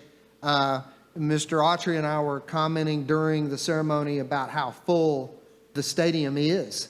And I'll tell you, my freshman, Dr. Averett and I both have freshmen, and that class has well over 900 kids. And so we're going to have some challenges here very shortly just on putting everybody in the stadium. And so we'll have to look at some alternatives and some opportunities to maybe bring in more seating, perhaps into that end zone area down on the south end, but very full stadium. And with 602 graduates getting their high school diploma, 17 of them at Waxahachie High School earned their associate degree. And all of those ceremonies were expertly done. That's the best processional, Tanya Harris, that I have ever seen anywhere. We got 602 kids into that stadium in just record time. And it was beautiful. Yeah, that's worthy of applause. I just wanted to take an opportunity and really point out graduation as such a great celebration of the success of our school district. And so with that concludes my superintendent's report. Any questions for Dr. Hollingsworth? Okay. Under item report B, informational update on the installation of vape detectors at secondary campuses. Dr. Averett?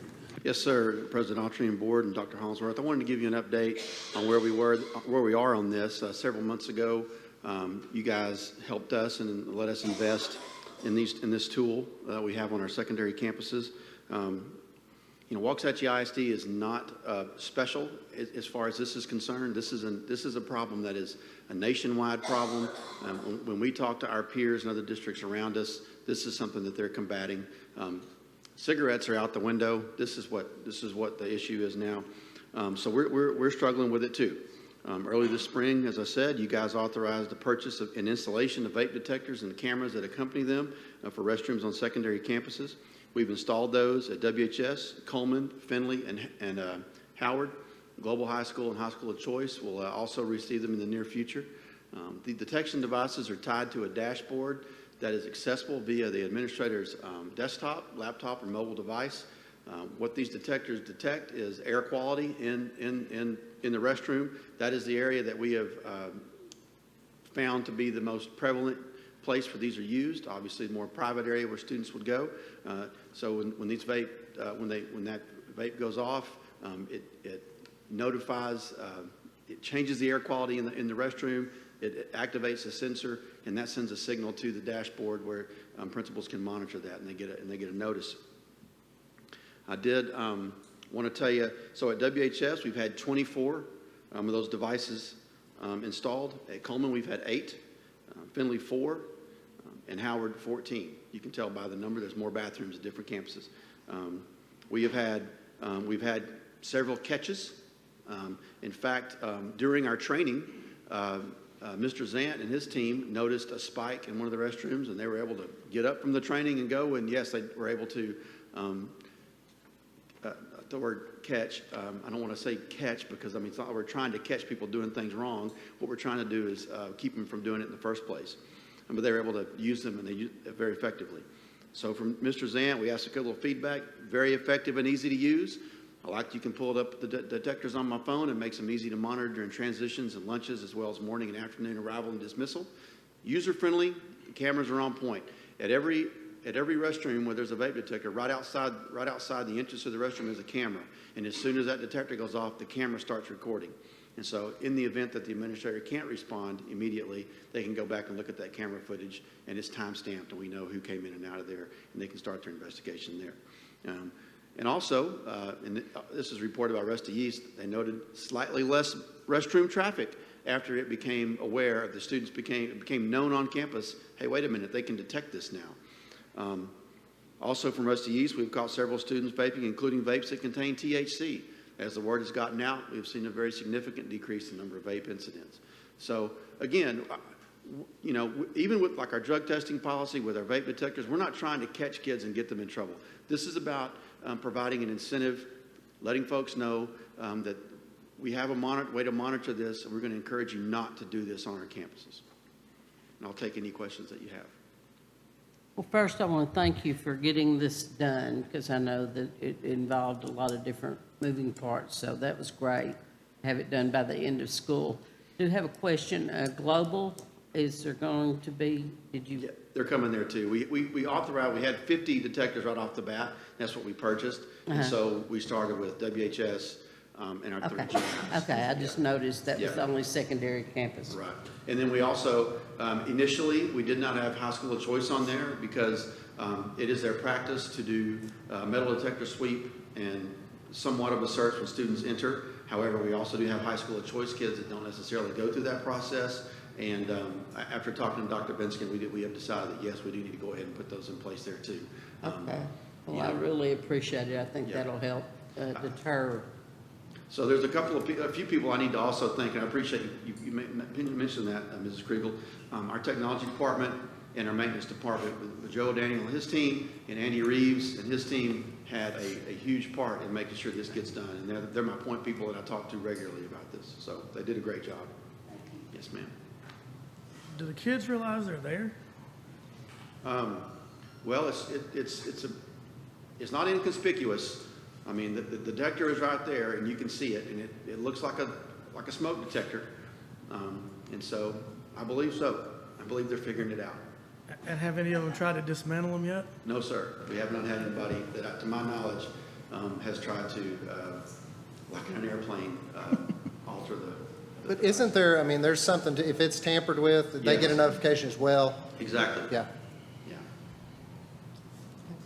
I guess I have one question, thinking back to the past. So you've got 2 kids in the restroom, and one of them's vaping, one of them's not. How do you know which one, or how do you? Well, that's when the APs kind of start their investigation. Now, you know, not to get into too gory details, we're not strip searching the child.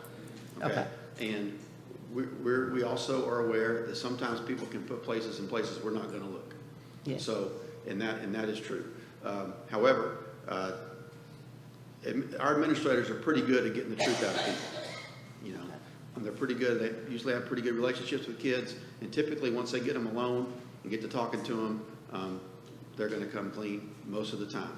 Now, I would say that's probably more prevalent at junior high, you know, than maybe high school. But they definitely have a pretty good success rate of getting the truth out of folks. Okay. Thank you. Any other questions for Dr. Everett? Thank you, sir. Thank you. Okay, report C, informational report on WISD's balanced scorecard priority 4, financial integrity. Mr. Calden? Good evening again, board. Tonight we're doing our semi-annual priority 4 balanced scorecard update. Reminder of our performance objectives. It's ensure financial stewardship and transparency, develop and deploy coherent facility management processes to address student growth, and ensure effective and efficient operations with transparency. The key strategic actions for the financial stewardship and transparency are create an adopted budget to actual expenditures quarterly comparison, enhance clarity and transparency regarding budget development process, update and deploy annual budget development calendar, and develop and deploy a 10-year expenditure projection plan. Excuse me. At this point, our goals are to have campuses and departments utilizing 75% of their discretionary budgets by the end of April annually. We would also like to achieve a debt transparency star from the Comptroller's Office by the end of the school year. Budget development calendar should be presented to the board in January, February every year, and the expenditure projection plan, or EPP, will be a live document by the end of next school year. The expenditure projection plan is really what it sounds like. It's a plan that tells us, as funds are available, what are we going to prioritize and spend our money on first. And so it's across department, across the entire district in one fell swoop. So as we get that finalized, departments and campuses will know where all of our priorities stand. So just current progress update. We have calculated and distributed budget utilization reports for the first and second quarters of this school year. The district was awarded in December of 2022 the Debt Transparency Star from the Comptroller's Office. So we now have the traditional finances transparency star and the debt transparency star. So that's a kudos for the finance team and all their reporting. We have reconciled expenditure projection plans with maintenance, child nutrition, and technology. So we have a little bit more to go. We need to reconcile athletics and transportation, and then we will also be working with fine arts and curriculum as well. But this is just a little snapshot of what it looks like. The big green box up there is the maintenance department, so it's broken down by year, by service type, so HVAC, MEP systems, facility upgrades, additions, and renovations. It goes through that same detail for the transportation department as we're looking at vehicles, whether they're white fleet or bus fleet, facility improvements, bus technology, et cetera, et cetera. So it is a significant undertaking with all of the various department heads to try to get, for the next 10 years, their best guess on what they're going to need to be successful. I just want to add, what he's doing here with this expenditure projection plan is a difference in how we've been doing business. It will allow us to incentivize departments, principals, everybody to not spend everything you have at the end of the year. And then it's funneled into this expenditure projection plan, and people begin to realize that I can get the big stuff that I need on my wish list if we all collectively are saving more of our money as the budget cycle winds down. That's the purpose behind that. And that's a difference in how we've been doing it. And y'all know that. Y'all know for a long time, you got to spend what you got or you won't get it next year. And it's trying to break that way of thinking and that way of spending. And our goal is to have the EPP posted by the end of July. That's a me goal, and I will tell you right now, I spent almost no time on this in the spring as we were going through bond cycle, but we had a good start on it, and I hope that we will actually be able to deliver on that by the end of July, even though the balanced scorecard says by next school year, by the end of next school year. Performance objective 4.2, our desired outcomes are the LRPC will make a recommendation for the use of school facilities by February of 23. We will increase our demographic update frequency from annual to quarterly, and upon successful voter approval of a bond proposition, a bond oversight committee will be established. Voters did support the bond propositions that were put forth, A, B, and C, as recommended by our LRPC, and so we are working with VOK, BTC, and AGCM to deliver these projects on time and on budget. We have increased our demographic update frequency from annual to quarterly. We have received the February 2023 update. I anticipate the next update anytime now as it goes through May, and then we will schedule that update for you, the board, to receive when we have that. And then the Bond Oversight Committee, we have 14 individuals who have agreed to serve on that committee. We are targeting Tuesday, August 1st at 11:30 a.m. for our first meeting, and the expectation is we will meet quarterly. That is a little bit of a change. We had originally scheduled for mid-July, but due to some scheduling conflicts, we're going to have to move that to Tuesday, August 1st, and we will get that info to all of our 14 members this week or next so that we're all on the same page. And then 4.3 is ensure efficient and effective operations with transparency. So our strategic actions were to develop key work processes, develop budget skills in all budget managers, and implement financial health systems check. And so our goal was to achieve 95% satisfaction rating from our internal users, so district internal users, by the end of next school year. The business office will also develop and implement basic government, finance, and budget trainings for staff by the end of this school year. And then we will complete a financial health systems check as provided to us by Dr. Gibson. And update, so we have launched our financial trainings for all non-business office staff. We've had good attendance at each training so far. We launched this in February, and we've had February, March, and April trainings. We're going to take summer months off, so May through August we'll take off, and then we'll come back with some more topics in September. Our financial audit was presented in January of 23. It had an unmodified opinion with no corrective action. We did receive recently a request from TEA to audit some grant funds. We've submitted all the requested documentation, and we'll give you an update when we hear back from them, but we don't anticipate any corrective actions or findings on that. The district staff survey that was done this year was a little bit different than has been done in years past. So we were not able to glean the information on our department specific that we would like. So we're going to come up with our own departmental survey that we're going to send out to get feedback from internal users. We hope to have that deployed by July 15th and final results by the end of that month. And then in April, the finance department completed a financial health systems check. The general notion is to have mature written processes for a number of key indicators.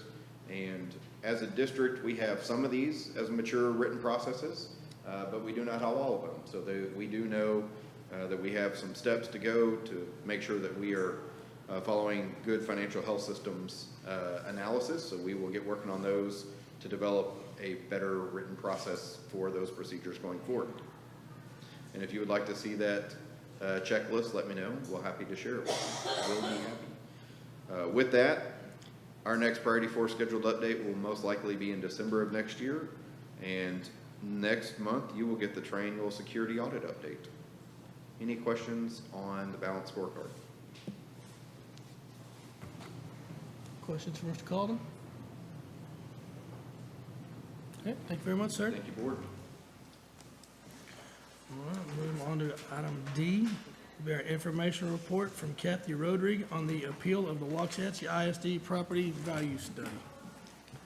Board, you may remember back in February or March that you authorized our county chief appraiser, Kathy Rodrigue, to act as our agent and file a property tax appeal with the state, property tax study appeal. So tonight she's going to be here to give us an update on that appeal process. And I will be happy to hand out this presentation if you guys are interested in that. I made copies for you to look at and see. You can do that? Sure. Thank you for the opportunity to let me come visit with you. I often have an opportunity with property owners to explain that the appraisal district is tested by the state because we want them to understand that we are doing our best to be in compliance with the law, which for appraisal districts is to have property appraised at 100% of market value, equally and uniformly. And that's our role. And so what we are in the process of doing is just that, appraising properties at 100% of market value. But the state, in the study for 2022, made the determination that they felt like we were below for Waxahachie ISD, Red Oak ISD, and Palmer ISD. So I want to share with you how this process went. So, okay.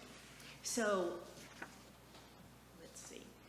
First of all, I want to share with you that there's two types of appeals that we do for the school district, and we do this for every school district every year, the self-report appeal.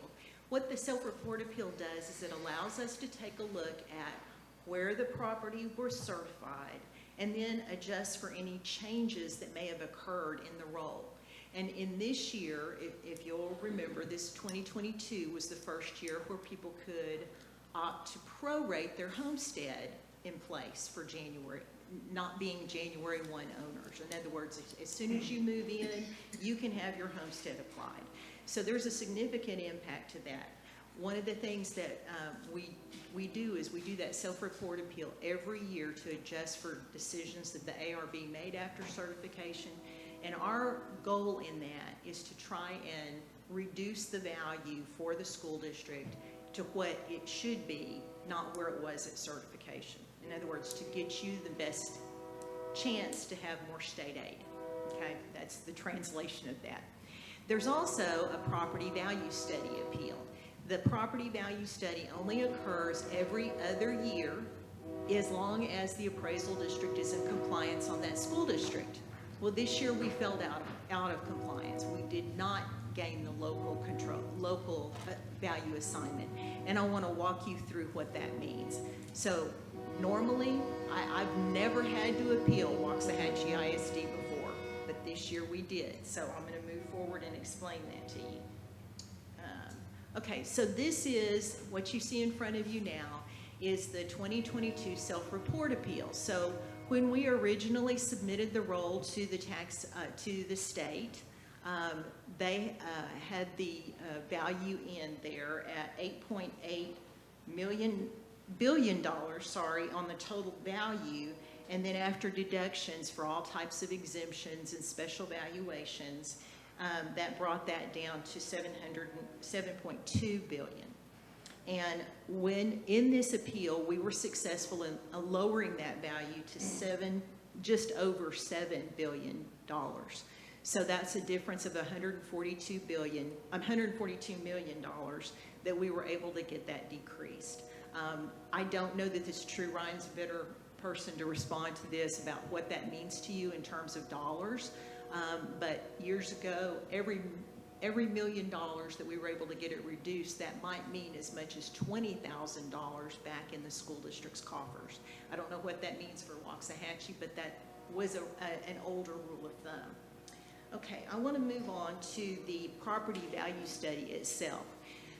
This is a statistical study, and what they do is they break down the categories that they most test into different stratum. As you can see there, category A is your single family residential.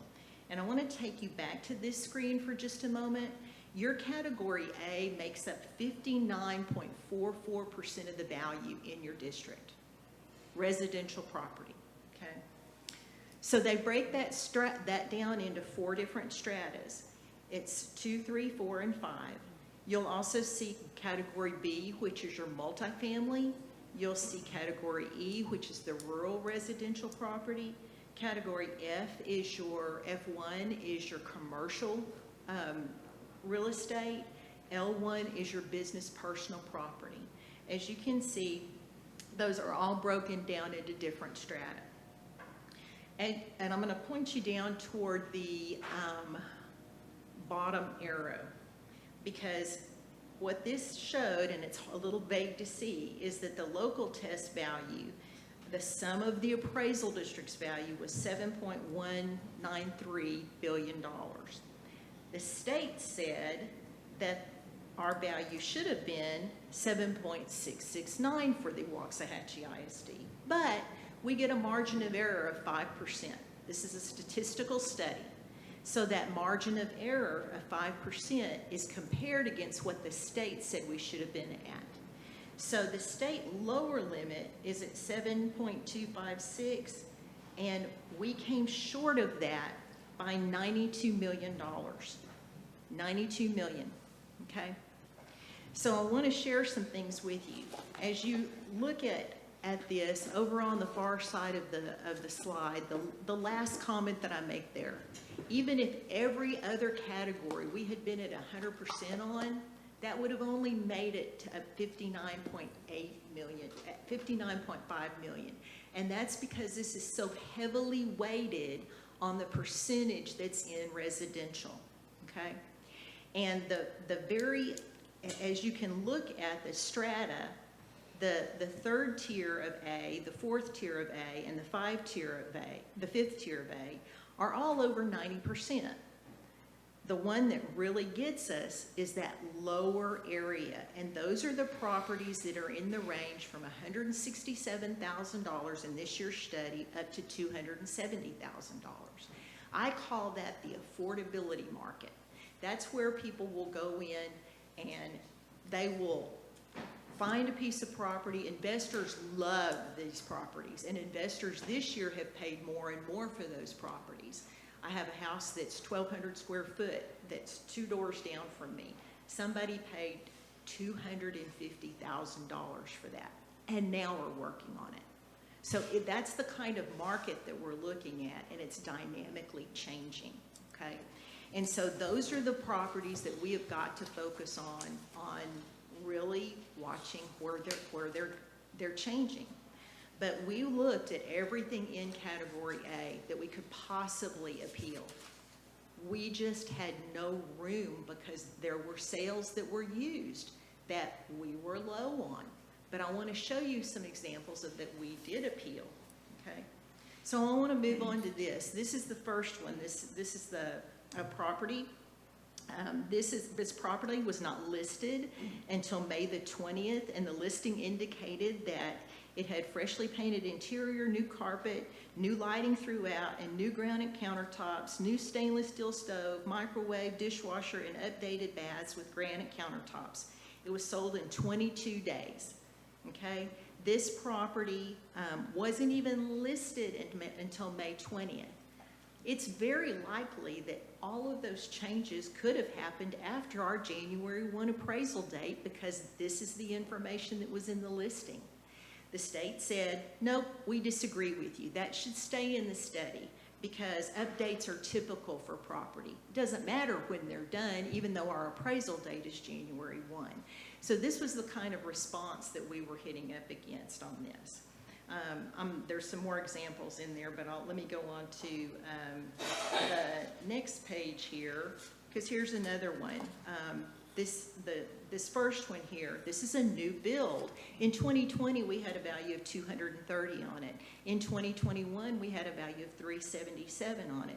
We started 2022 with a certified value of $486,984.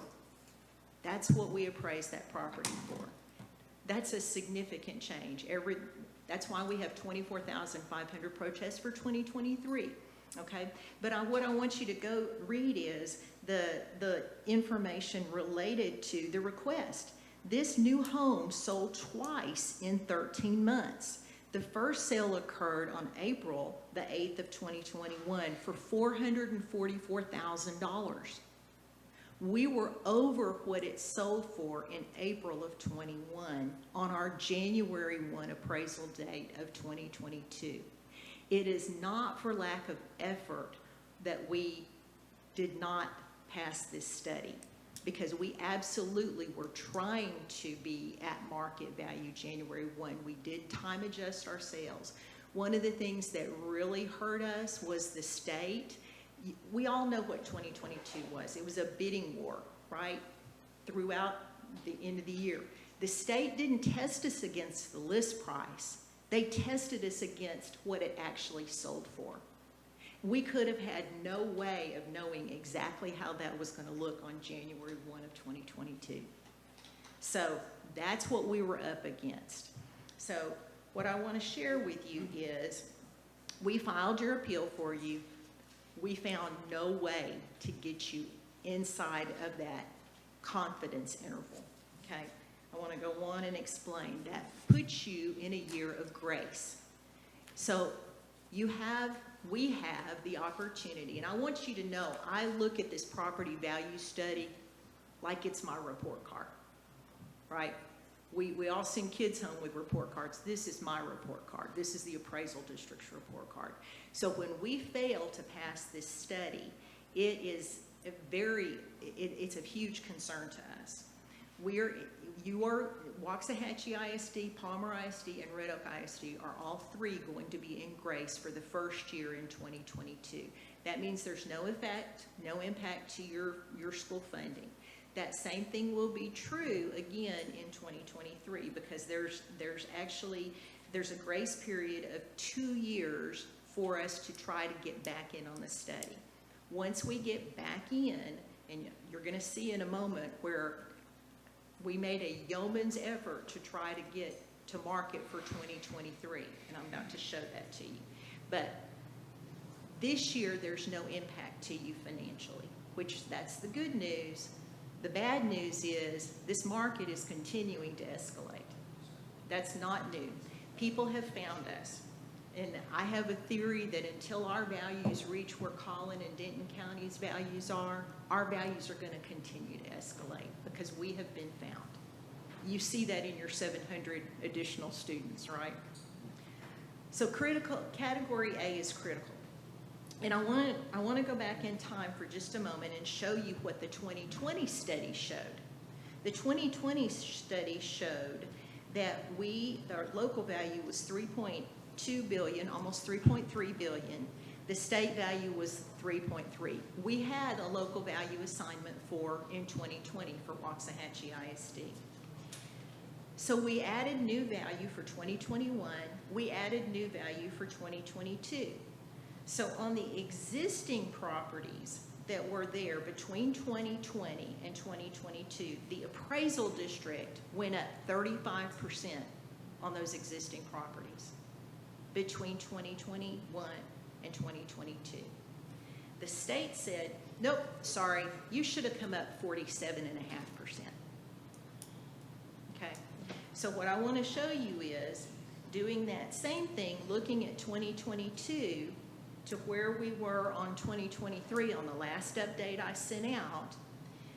On our category A property, we have gone up in 1 year almost 34%.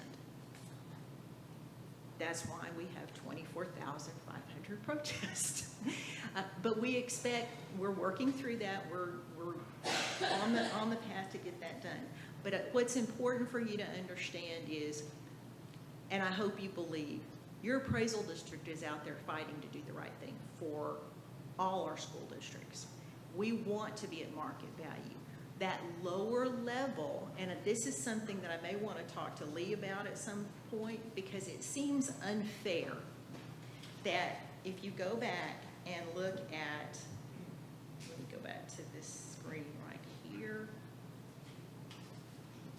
If you go back and look at this, it seems unfair that this lower tier should have so much weight associated with it when it's the most volatile market area.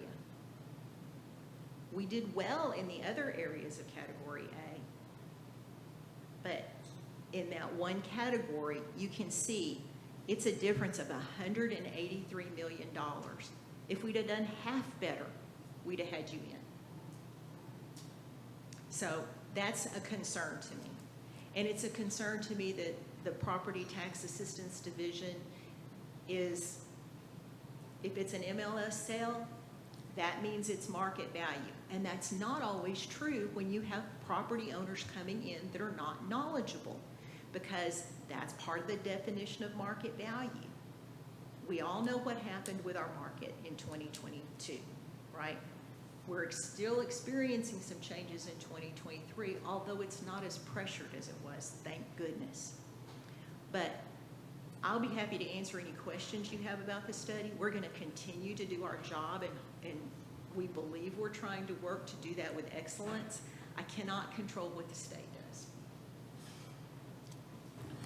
What other taxing districts in Ellis County showed a deficit other than just Waxahachie ISD? There was another one or two, correct? Palmer and Red Oak were also outside of the confidence interval, and it's tied to category A for them as well. And category A is where we have the most information.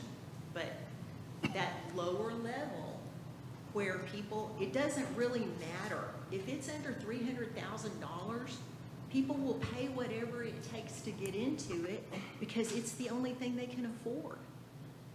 That's a change in our dynamic.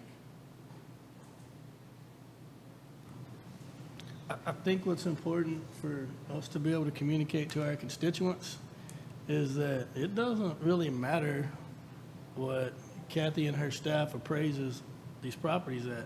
The state's going to come in and tell them it's not enough, no matter how much it is. I think 2022, all right, let me put it this way. I hope 2022 was an anomaly because I think the bidding wars really hurt us. Because there were times when houses went for $50,000, $60,000 more, and they compared us to that sold price instead of the list price. And so I'm hoping that with doing what we did in 2023, and we had already put values out, or we were already well on with our analysis for 2023 before we ever got the study. So what we did for 2023 was not a reaction to this study. It was a reaction to what the market was continuing to do. Any other questions for Ms. Roderick? I want to bring up just a couple of things. First thing is, Mr. Calden, if you can just tell the board real quickly, what happens, we get 2 years of grace, right? And in the Yes, sir. third year that we weren't able to hit that, tell them what would happen. I believe, having not been in that situation, that the third year we get the assigned values from the state without the chance of appeal. And so you're just rolling along with state values, and whatever that does to your local revenue, it goes up, it goes down. Generally, to Kathy's point earlier, the higher our values are, the faster we're getting into recapture, the lower our state payments are going to be as well. So it's not generally a place you want to be at that point, especially if you've gone through your 2 years of grace and you're into state assigned values. Thank you. And I just want to point out also, and President Autry just pointed this out, and it is not something that most people realize.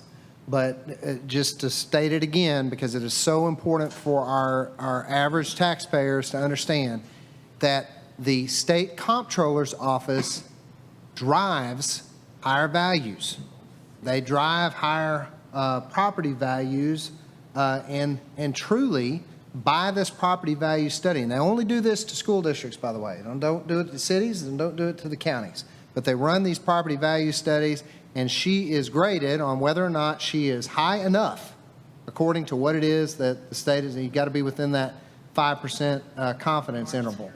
And so we plan on, with the board's consent, in July, we plan on bringing to y'all a resolution to the effect of, so that people understand that people understand clearly where we stand relative to this particular topic. Anyone else? Thank you very much, Mr. Roderick. Thank you. Okay, our last report would be informational update on the 2023 staff, student, and parent survey. Jenny?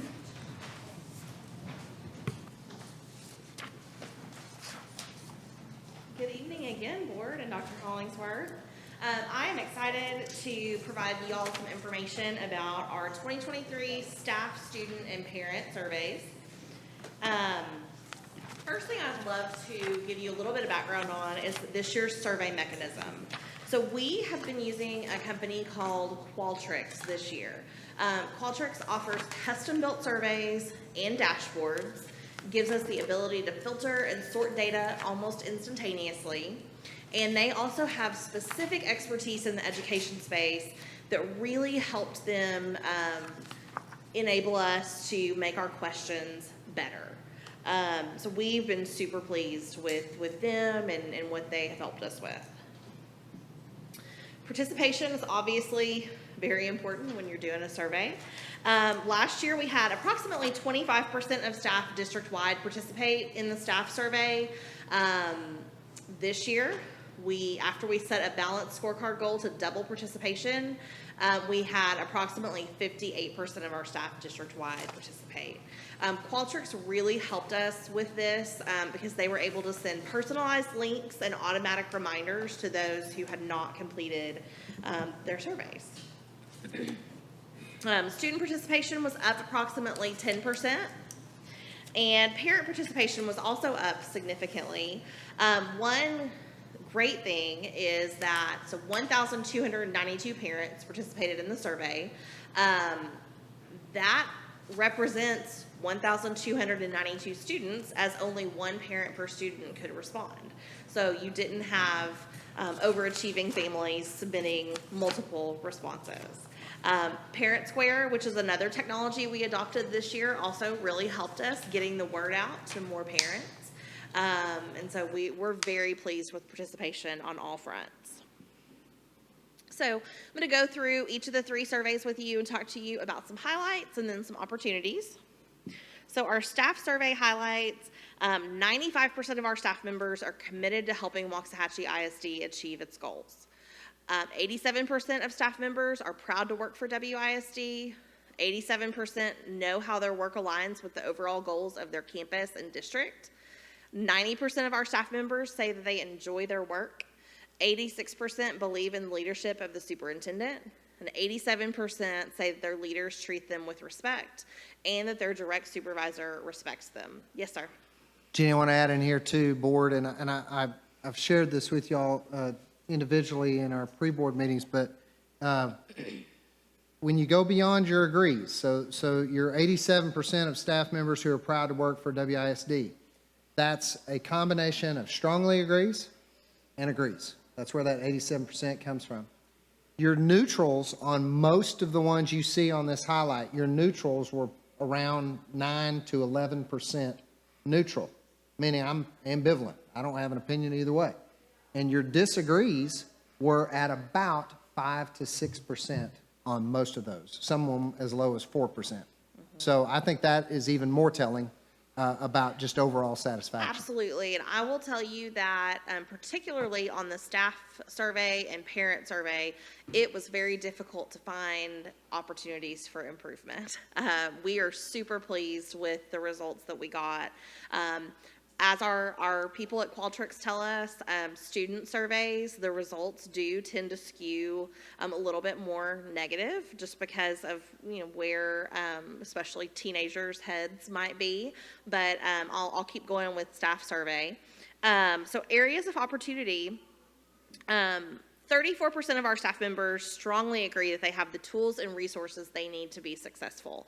And so this is an area where we can look at tools and resources that we can help provide for them. For example, the phonics curriculum that you all approved last month. 37% of staff members strongly agree they get the training they need to be successful. And you'll see that these are all strongly agree. When you add the number of strongly agree and agree together, it's a really high percentage on these, but we did need to find some areas for improvement. So, definitely doing a lot of great work in training and professional development, but we'd love to increase that strongly agree number. And on recognition, 42% of staff members strongly agree they receive recognition for good work. So that's an area that we can work on improving on both the campus and the district level. All right, student survey results. So highlights, 94% of our elementary students say their teacher wants them to do their best. 77% of elementary students say they learn a lot in their classes. 69% take pride in their work. 86% of secondary students say that to receive a good grade, they must work hard in class. 71% of secondary students take pride in their academic work. And 61% of secondary students say that adults in their school respect people from different backgrounds. So some areas where we have opportunities for improvement, friendliness, that goes right to our core value of belonging. So there may be some work to be done in making sure that students are friendly to each other, and also that other students treat teachers with respect. Those were on the low end. Lastly, we know that safety is a big area of focus for us, and 62% of elementary students and 46% of secondary students say they feel safe at school. So there are some opportunities there that we can improve how our kids feel. The parent survey was high on student safety. Parents do feel their kids are safe at school, so that is a good thing. Parent survey results. 82% of parents say they are proud to have a child at a WISD school. 88% believe student learning is a priority in WISD. 84% believe their child has every opportunity to be successful in WISD. 90% say that WISD campuses are clean and well maintained. 92% say that their child's campus has the necessary supplies and materials for learning. And 76% of parents say their child's principal is an effective leader. So on opportunities, so feedback and communication kind of go hand in hand. Those were on the lower end of strongly agree that they receive regular feedback from school staff and that they feel well informed about issues impacting their child's campus. And then on discipline, 46% of parents strongly agree that school rules and discipline plans are enforced consistently. So that's another area of opportunity for us. So overall this year, we heard from 6,892 voices from staff, students, and parents, and we are very pleased with that level of participation and with our overall results. So yes, ma'am. Yes, I have a question. So back to the parent survey highlights. Are those, do you have an idea about what campuses they came from? Yes, ma'am. If there are areas we need to address or? Absolutely. So I'm actually going to give each of you a set of 3 folders that has a breakdown of all the percentages by district and by each campus for each question. Okay. So I'll pass that out. Okay, thank you very much, Yes, Ms. ma'am. Bridges. Are there any other questions I can answer? Anything else, Ms. Bridges? Thank you very much. Thank you, board, and I'll bring you all these folders. Good job, Ms. Bridges. Okay, moving on, we have our consent agenda. We have items A through K. It's my understanding there's at least one item that will want to be discussed. We can still take it all in one motion. We can just discuss that one item when I call for the discussion. However the board would like to proceed. We have items A through K.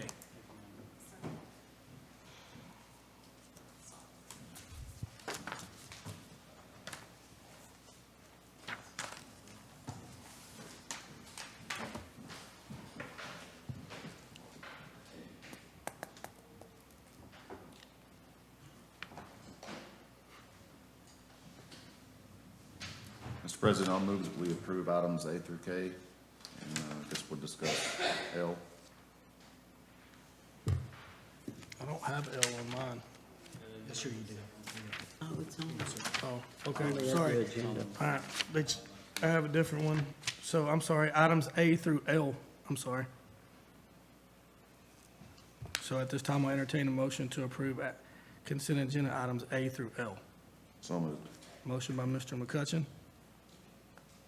Second by Mr. Schofield. Okay, now any discussion?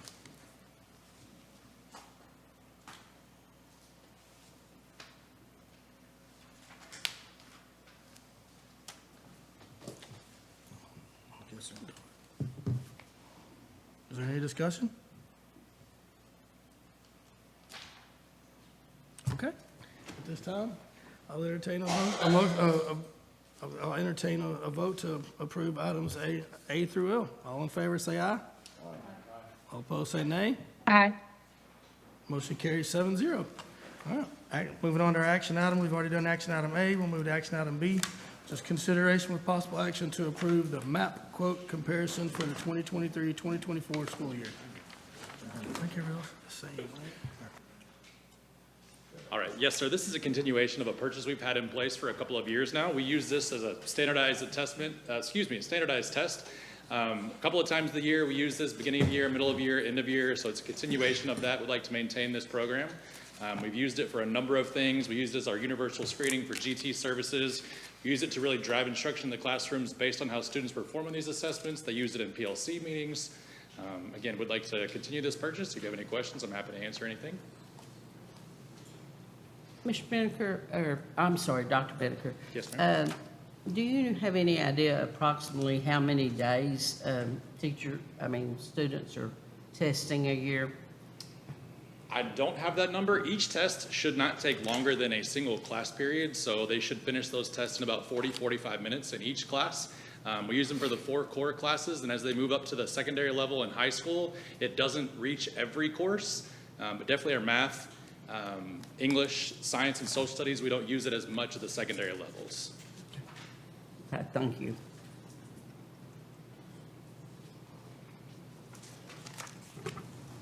Any other questions for Dr. Whitaker? Okay, at this time, I entertain a motion to approve action item B. So moved. Motion by Mrs. Timmerman. Second by Mr. Schofield. Any other discussion? All in favor, say aye. Aye. All opposed, say nay. Melissa, did you hear that? Okay. Aye. All right, motion carries. I mean, not nay, but aye. Motion carries 7-0. Thank you. Okay, moving on to our final action item, in consideration with possible approval to review the plan of finance and consider adopting the issuance of school building bonds, establishing the parameters for the sale of bonds, and delegating authority to the administration to approve the sale and execute the final documents. Mr. Collins. Thanks, sir. Board, tonight, we have Doug Witt with us from Samco Capital. He's our financial advisor for the district, and he's going to walk you through this process for selling the first tranche of bonds from the recent May election. All right, good evening. It's good to be back. Congratulations on your election. It was, yes, very happy for you. Yep. And I do have a presentation. So tonight we do have an action item. We'll kind of summarize the plan of finance, see if there's any questions, and then if you wish, we can move forward with delegating authority to the administration to complete the sale and issuance of the first installment of bonds that was approved by the voters in May. So I will start. I'm not sure why those things are blanked out, but I can explain this graph, even though there are several things that are missing. The middle part running across in blue, that little box would say 4%. That's the average. In the bottom left corner, it's January of 2001. So it's a modern history of interest rates here going from 2001 to here in 2023. The average runs across the middle in blue. That's at 4%. If the numbers were filled in on this chart at the top, it would be 6% at the top. That was 2008, October. That's when we had the liquidity crisis and the Wall Street meltdown and the housing crisis, et cetera. So 6% at the top, 4% average in the middle, and at the bottom is 2%, and that's the pandemic level with highly subsidized interest rate levels with federal government intervention in our financial markets. Lasted for quite some time. Once we decelerated that, we went back up slightly above average levels briefly. The market settled back down. We're below average. We've been below average. We're up and down there on the right. It's kind of like a crayon mark because it's up and down. So we've reached some stability in our market at below average levels. So selling and issuing bonds into this market is perfectly fine and will be below projected interest cost on your bonds in the pre-election models that we used, where we use a conservative interest rate. Your bond ratings, I'm pleased to announce that the Permanent School Fund is back in business, so we will benefit from the AAA rating based upon the Permanent School Fund guarantee. There was a brief period in there in which it reached its capacity to insure and guarantee other Texas school bonds. We got the IRS ruling that allowed them to expand the capacity of the program, and so we're back in business there. With or without that AAA rating, you enjoy very, very good credit quality and credit ratings here in this district under bullet point 2. You're in the AA category. The AAA category does not have riders. It just is AAA. It's one category. That's Permanent School Fund Guarantee. And the U.S. government, believe it or not, is still in that AAA rating despite the debate about debt ceiling. So being in a AA category is a very, very nice place to be. You have AA3, AA minus. Analysts cite, these are independent analysts, these are not my words. They cite strong enrollment growth, healthy economy, stable financial position, and a knowledge that you're going to have to be in the financing business for quite some time as you grow. And so that's what they mention to the investors who read their reports when they go to invest in our bonds. We will not have any problem selling and issuing your bonds with these credit qualities, with your tax base, with your plan of finance. We will enter the market. The only thing that will happen this summer is because they put us all on May elections and November elections, we all sell the bonds at the same time, so there will be some competition for investor attention by Texas school districts this summer, because there was $24 billion of bonds on the ballot in May, of which the majority obviously passed. So here, just to review the bond election parameters, there were 4 propositions. Proposition A, 192 million and change. Proposition B, 322 million and change. Proposition C at 60 plus. And Proposition D, the only one that did not pass, at just below 20 million. The INS tax rate increase projected to the voters was 3 cents. We're not going to have any problem keeping that. I'll go through those notes here momentarily. But going from 38.39 cents to 41.39 cents if all elections and all propositions passed. Proposition D did not, so we may take the tax rate up slightly below that for the pro rata allocation of the 19 million that did not pass. So we'll be slightly below the 3 cents in tax rate increase for this bond program. The assumed taxable value growth over a long period of time was just under 12.5%. I'll show you numbers momentarily, but in the first year, you're growing 20% again. So for 2 years in a row, you've grown at 20+%. And before you think I'm ultra conservative about 12%, just know that this is a marathon, not a sprint. There will be times when we have economic recessions and crazy things happen that we have to deal with, so we have to be conservative. But it will not take 12.5% over the next 5 years, because you're getting 20+% in the very first year that we get started. And then the bonds issued and completed as growth requires and allows. We're not going to go out and overextend ourselves with this bond program. We're going to implement it methodically over time. And the first tranche or first installment of the bonds is planned to be $200 million, and I'll go through that momentarily. But as I mentioned, your taxable value, you go back to 05, 06, it was at $2 billion. We had a $2 billion first number through 14, 15. Okay, so we had some growth there in column 4 in the first set of numbers, and then we had some flat numbers there for several years following the 2008 national economic recession. We kind of leveled off. But then when you get down at the bottom, when you start looking at the last 5 years, we started growing at double digits again, 14%, 13%, 11%, 26.5%. And then this year in red, it's a preliminary number. It has not been certified yet, will not be certified until July 20th, is 8.7 billion. So if you just go back to, the 2014-15, we've basically tripled in size since 2014-15 over the past 9 to 10 years.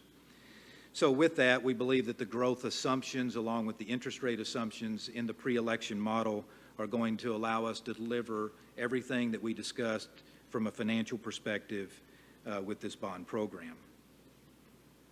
Tax rate and fund balance history, there's no news here. All of this is data that you've seen before.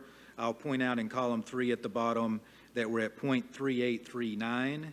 And in column 7, your net INS fund balance after the Qualified School Construction Bond Sinking Fund, which is coming due soon, is about $2 million. That $2 million is going to go up substantially this year. Let's call it about 11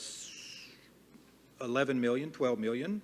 But then we're going to utilize it again, where our target for column 7 is roughly $8 million of carryover fund balance, give or take. So we're getting a big boost to the INS fund balance this year. We're going to use some of it next year. And after next year, when you start getting into the end of your fiscal year, we're going to be looking at about $8 million of carryover fund balance. So with the big buildup of fund balance this year, the question becomes, okay, how do I utilize that for the most cost-effective approach for the district? And I'm going to suggest to you is that we bypass early paying off of existing bonds that are at lower coupons, and we use it for strong and early amortization of the new bonds that we're issuing. This is our starting point of the outstanding debt service before we issue any new bonds. You'll notice that there is a gap there in 27 through 30. That is where you prepaid and paid off bonds early because your INS fund was working very, very well. And so we started positioning ourselves by paying off bonds early, and that's what we have to work with. So this is your approaching optional redemption dates. Again, with the fund balance being built up in this fiscal year, the question is, what do we do with that? You have a 13 refunding bond and a 14 refunding bond that are currently callable. They're small bonds. They're outstanding with 3s and 4%. I'm going to bypass calling those in, and I'm going to amortize the new bonds very, very aggressively. And that's what the game plan is. So the summary of the plan of finance here, I'm not sure why the page shows it this way. Something about the translation. Doug, what happened when it moved from PowerPoint into Google, it jacked it up. Okay, And that's all right. what happened. Y'all have it in your packet, though. Okay, fair enough. Yeah. I just didn't want anyone to think that I'm Andy Warhol or someone that that likes crazy structures too. So anyway, the amount to be issued is approximately $200 million, approximately $130 million from Proposition A, $40 million from Proposition B, and $30 million from Proposition C.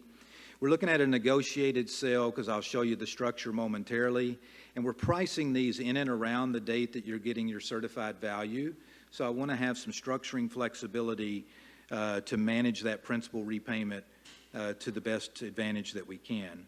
The amortization length in its longest term will be 30 years with a 10-year option to pay off early. Again, permanent school fund guarantee. This model, as you see it today, is using 4.75%. Again, I think we're selling these bonds at closer to 4.35% in today's market. The taxable value is $8,725,000. The interesting thing about the update here is when we get that 20% growth in the first year, for the next 4 years, our growth model then drops from 12.5% down to 8.5%.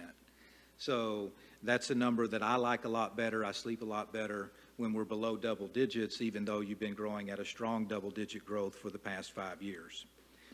So again, the INS fund balance, we're building it up approximately $12 million this year. We're going to draw it down approximately $6 million next year, and it's going to put us at that $8 million target. At $2 million plus a net buildup of $6 million will put you in great shape for INS fund balance, and the tax rate increase shown there in red is going to be 2.9 cents below the 3 cents projected to the voters. And what it looks like in a picture is this model here. It is a growth model.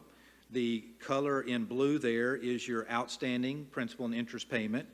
The color in green there is your buildup of INS fund balance in 22-23 fiscal year. With that big buildup plus what you have, we're going to draw it down in red in the next year, in the upcoming budget. And you can see a big, long yellow bar there. That is aggressive principal retirement of the $200 million. That's about $15 million of principal paid off in 1 year. That's a big number. You can see the rest of the yellow bars are layered in there, and then we add in the orange and the blue as sample future installments that would be approved by you as we move forward. It's a growth model over 5 years, 4 more years after this year, and then it levels off in red, and we can pay for these bonds with 2.9 cent increase. So where we will be after this sale and installment is we'll have the authorized but unissued bonds totaling about $375 million after we deduct $200 million from the $575 million that passed.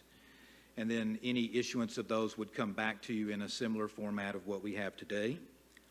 The schedule of events, we've had meetings with your staff. We're here today to review the plan of finance and consider adopting the order authorizing the issuance of the bonds and delegating authority to the administration. We'll review our ratings with the credit rating firms on June 20th. We'll get the permanent school fund letter on June 21st. And then we have a July 4th holiday in there, and we're looking at coming out of the blocks pretty early thereafter, the week of July 10th, where we plan to lock in the interest rate. With that lock-in date, the documents go to the Attorney General's office. We allow 30 days. We close the issue on August 9th, and that $200 million goes into your construction funds that will be allocated according to proposition and managed and accounted for so that we spend the money exactly on the propositions that were approved by the voters. And with that, I'll answer any questions that you may have, but the suggested motion is either at your desk or on the screen as well. So with that, that concludes my formal remarks. If there's any questions that I can answer, I'd be happy to do it. Any questions for Mr. Witt? Okay, I'll entertain a motion, but whoever makes a motion, I need them to read it right off of that screen. I move to adopt an order authorizing the issuance of school building bonds, establishing the parameters for the sale of the bonds, and delegating authority to the administration to approve the sale and execute final documents. There a second? I second. Motion by Ms. Timmerman, second by Mr. Rogers. Any other discussion?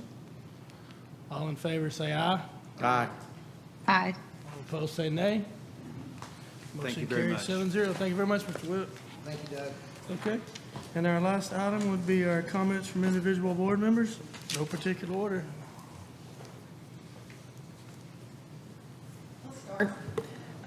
It's funny that the graduations were mentioned tonight because mine was to point out and to say thank you to everybody that was involved in the Waxahachie High School graduation. Since the graduation, I've had numerous community people tell me that how well it was run, how perfect it was, from the kids coming in to the program to the display that we had. It was just perfect. So to the maintenance people, the technology people, to the high school staff, to everybody that, and the cafeteria for the great food that they served us, for everybody that had anything to do with graduation, thank you. It was very successful. Well, I'll go along those lines. First, I want to thank all of our staff who work all year long and now are taking a break. There are people taking breaks, but then there are those people that are called in for meetings, for plannings, for everything, and they give up their summers to help the district, and so that's greatness.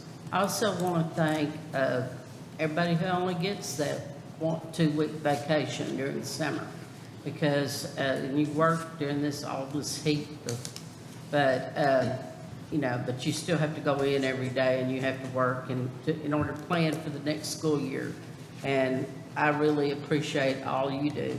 And then we have our maintenance staff who's busy working manually, getting the school buildings ready, getting the grounds ready, mowing the lawns and everything. And our staff, all across the board from top to bottom, is just exceptional, and I just want to thank you.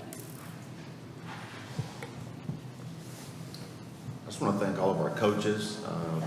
My daughter's been doing strength and conditioning at the high school, and if you ever stop by there at about 7:15 in the morning, it's already crawling with coaches and kids.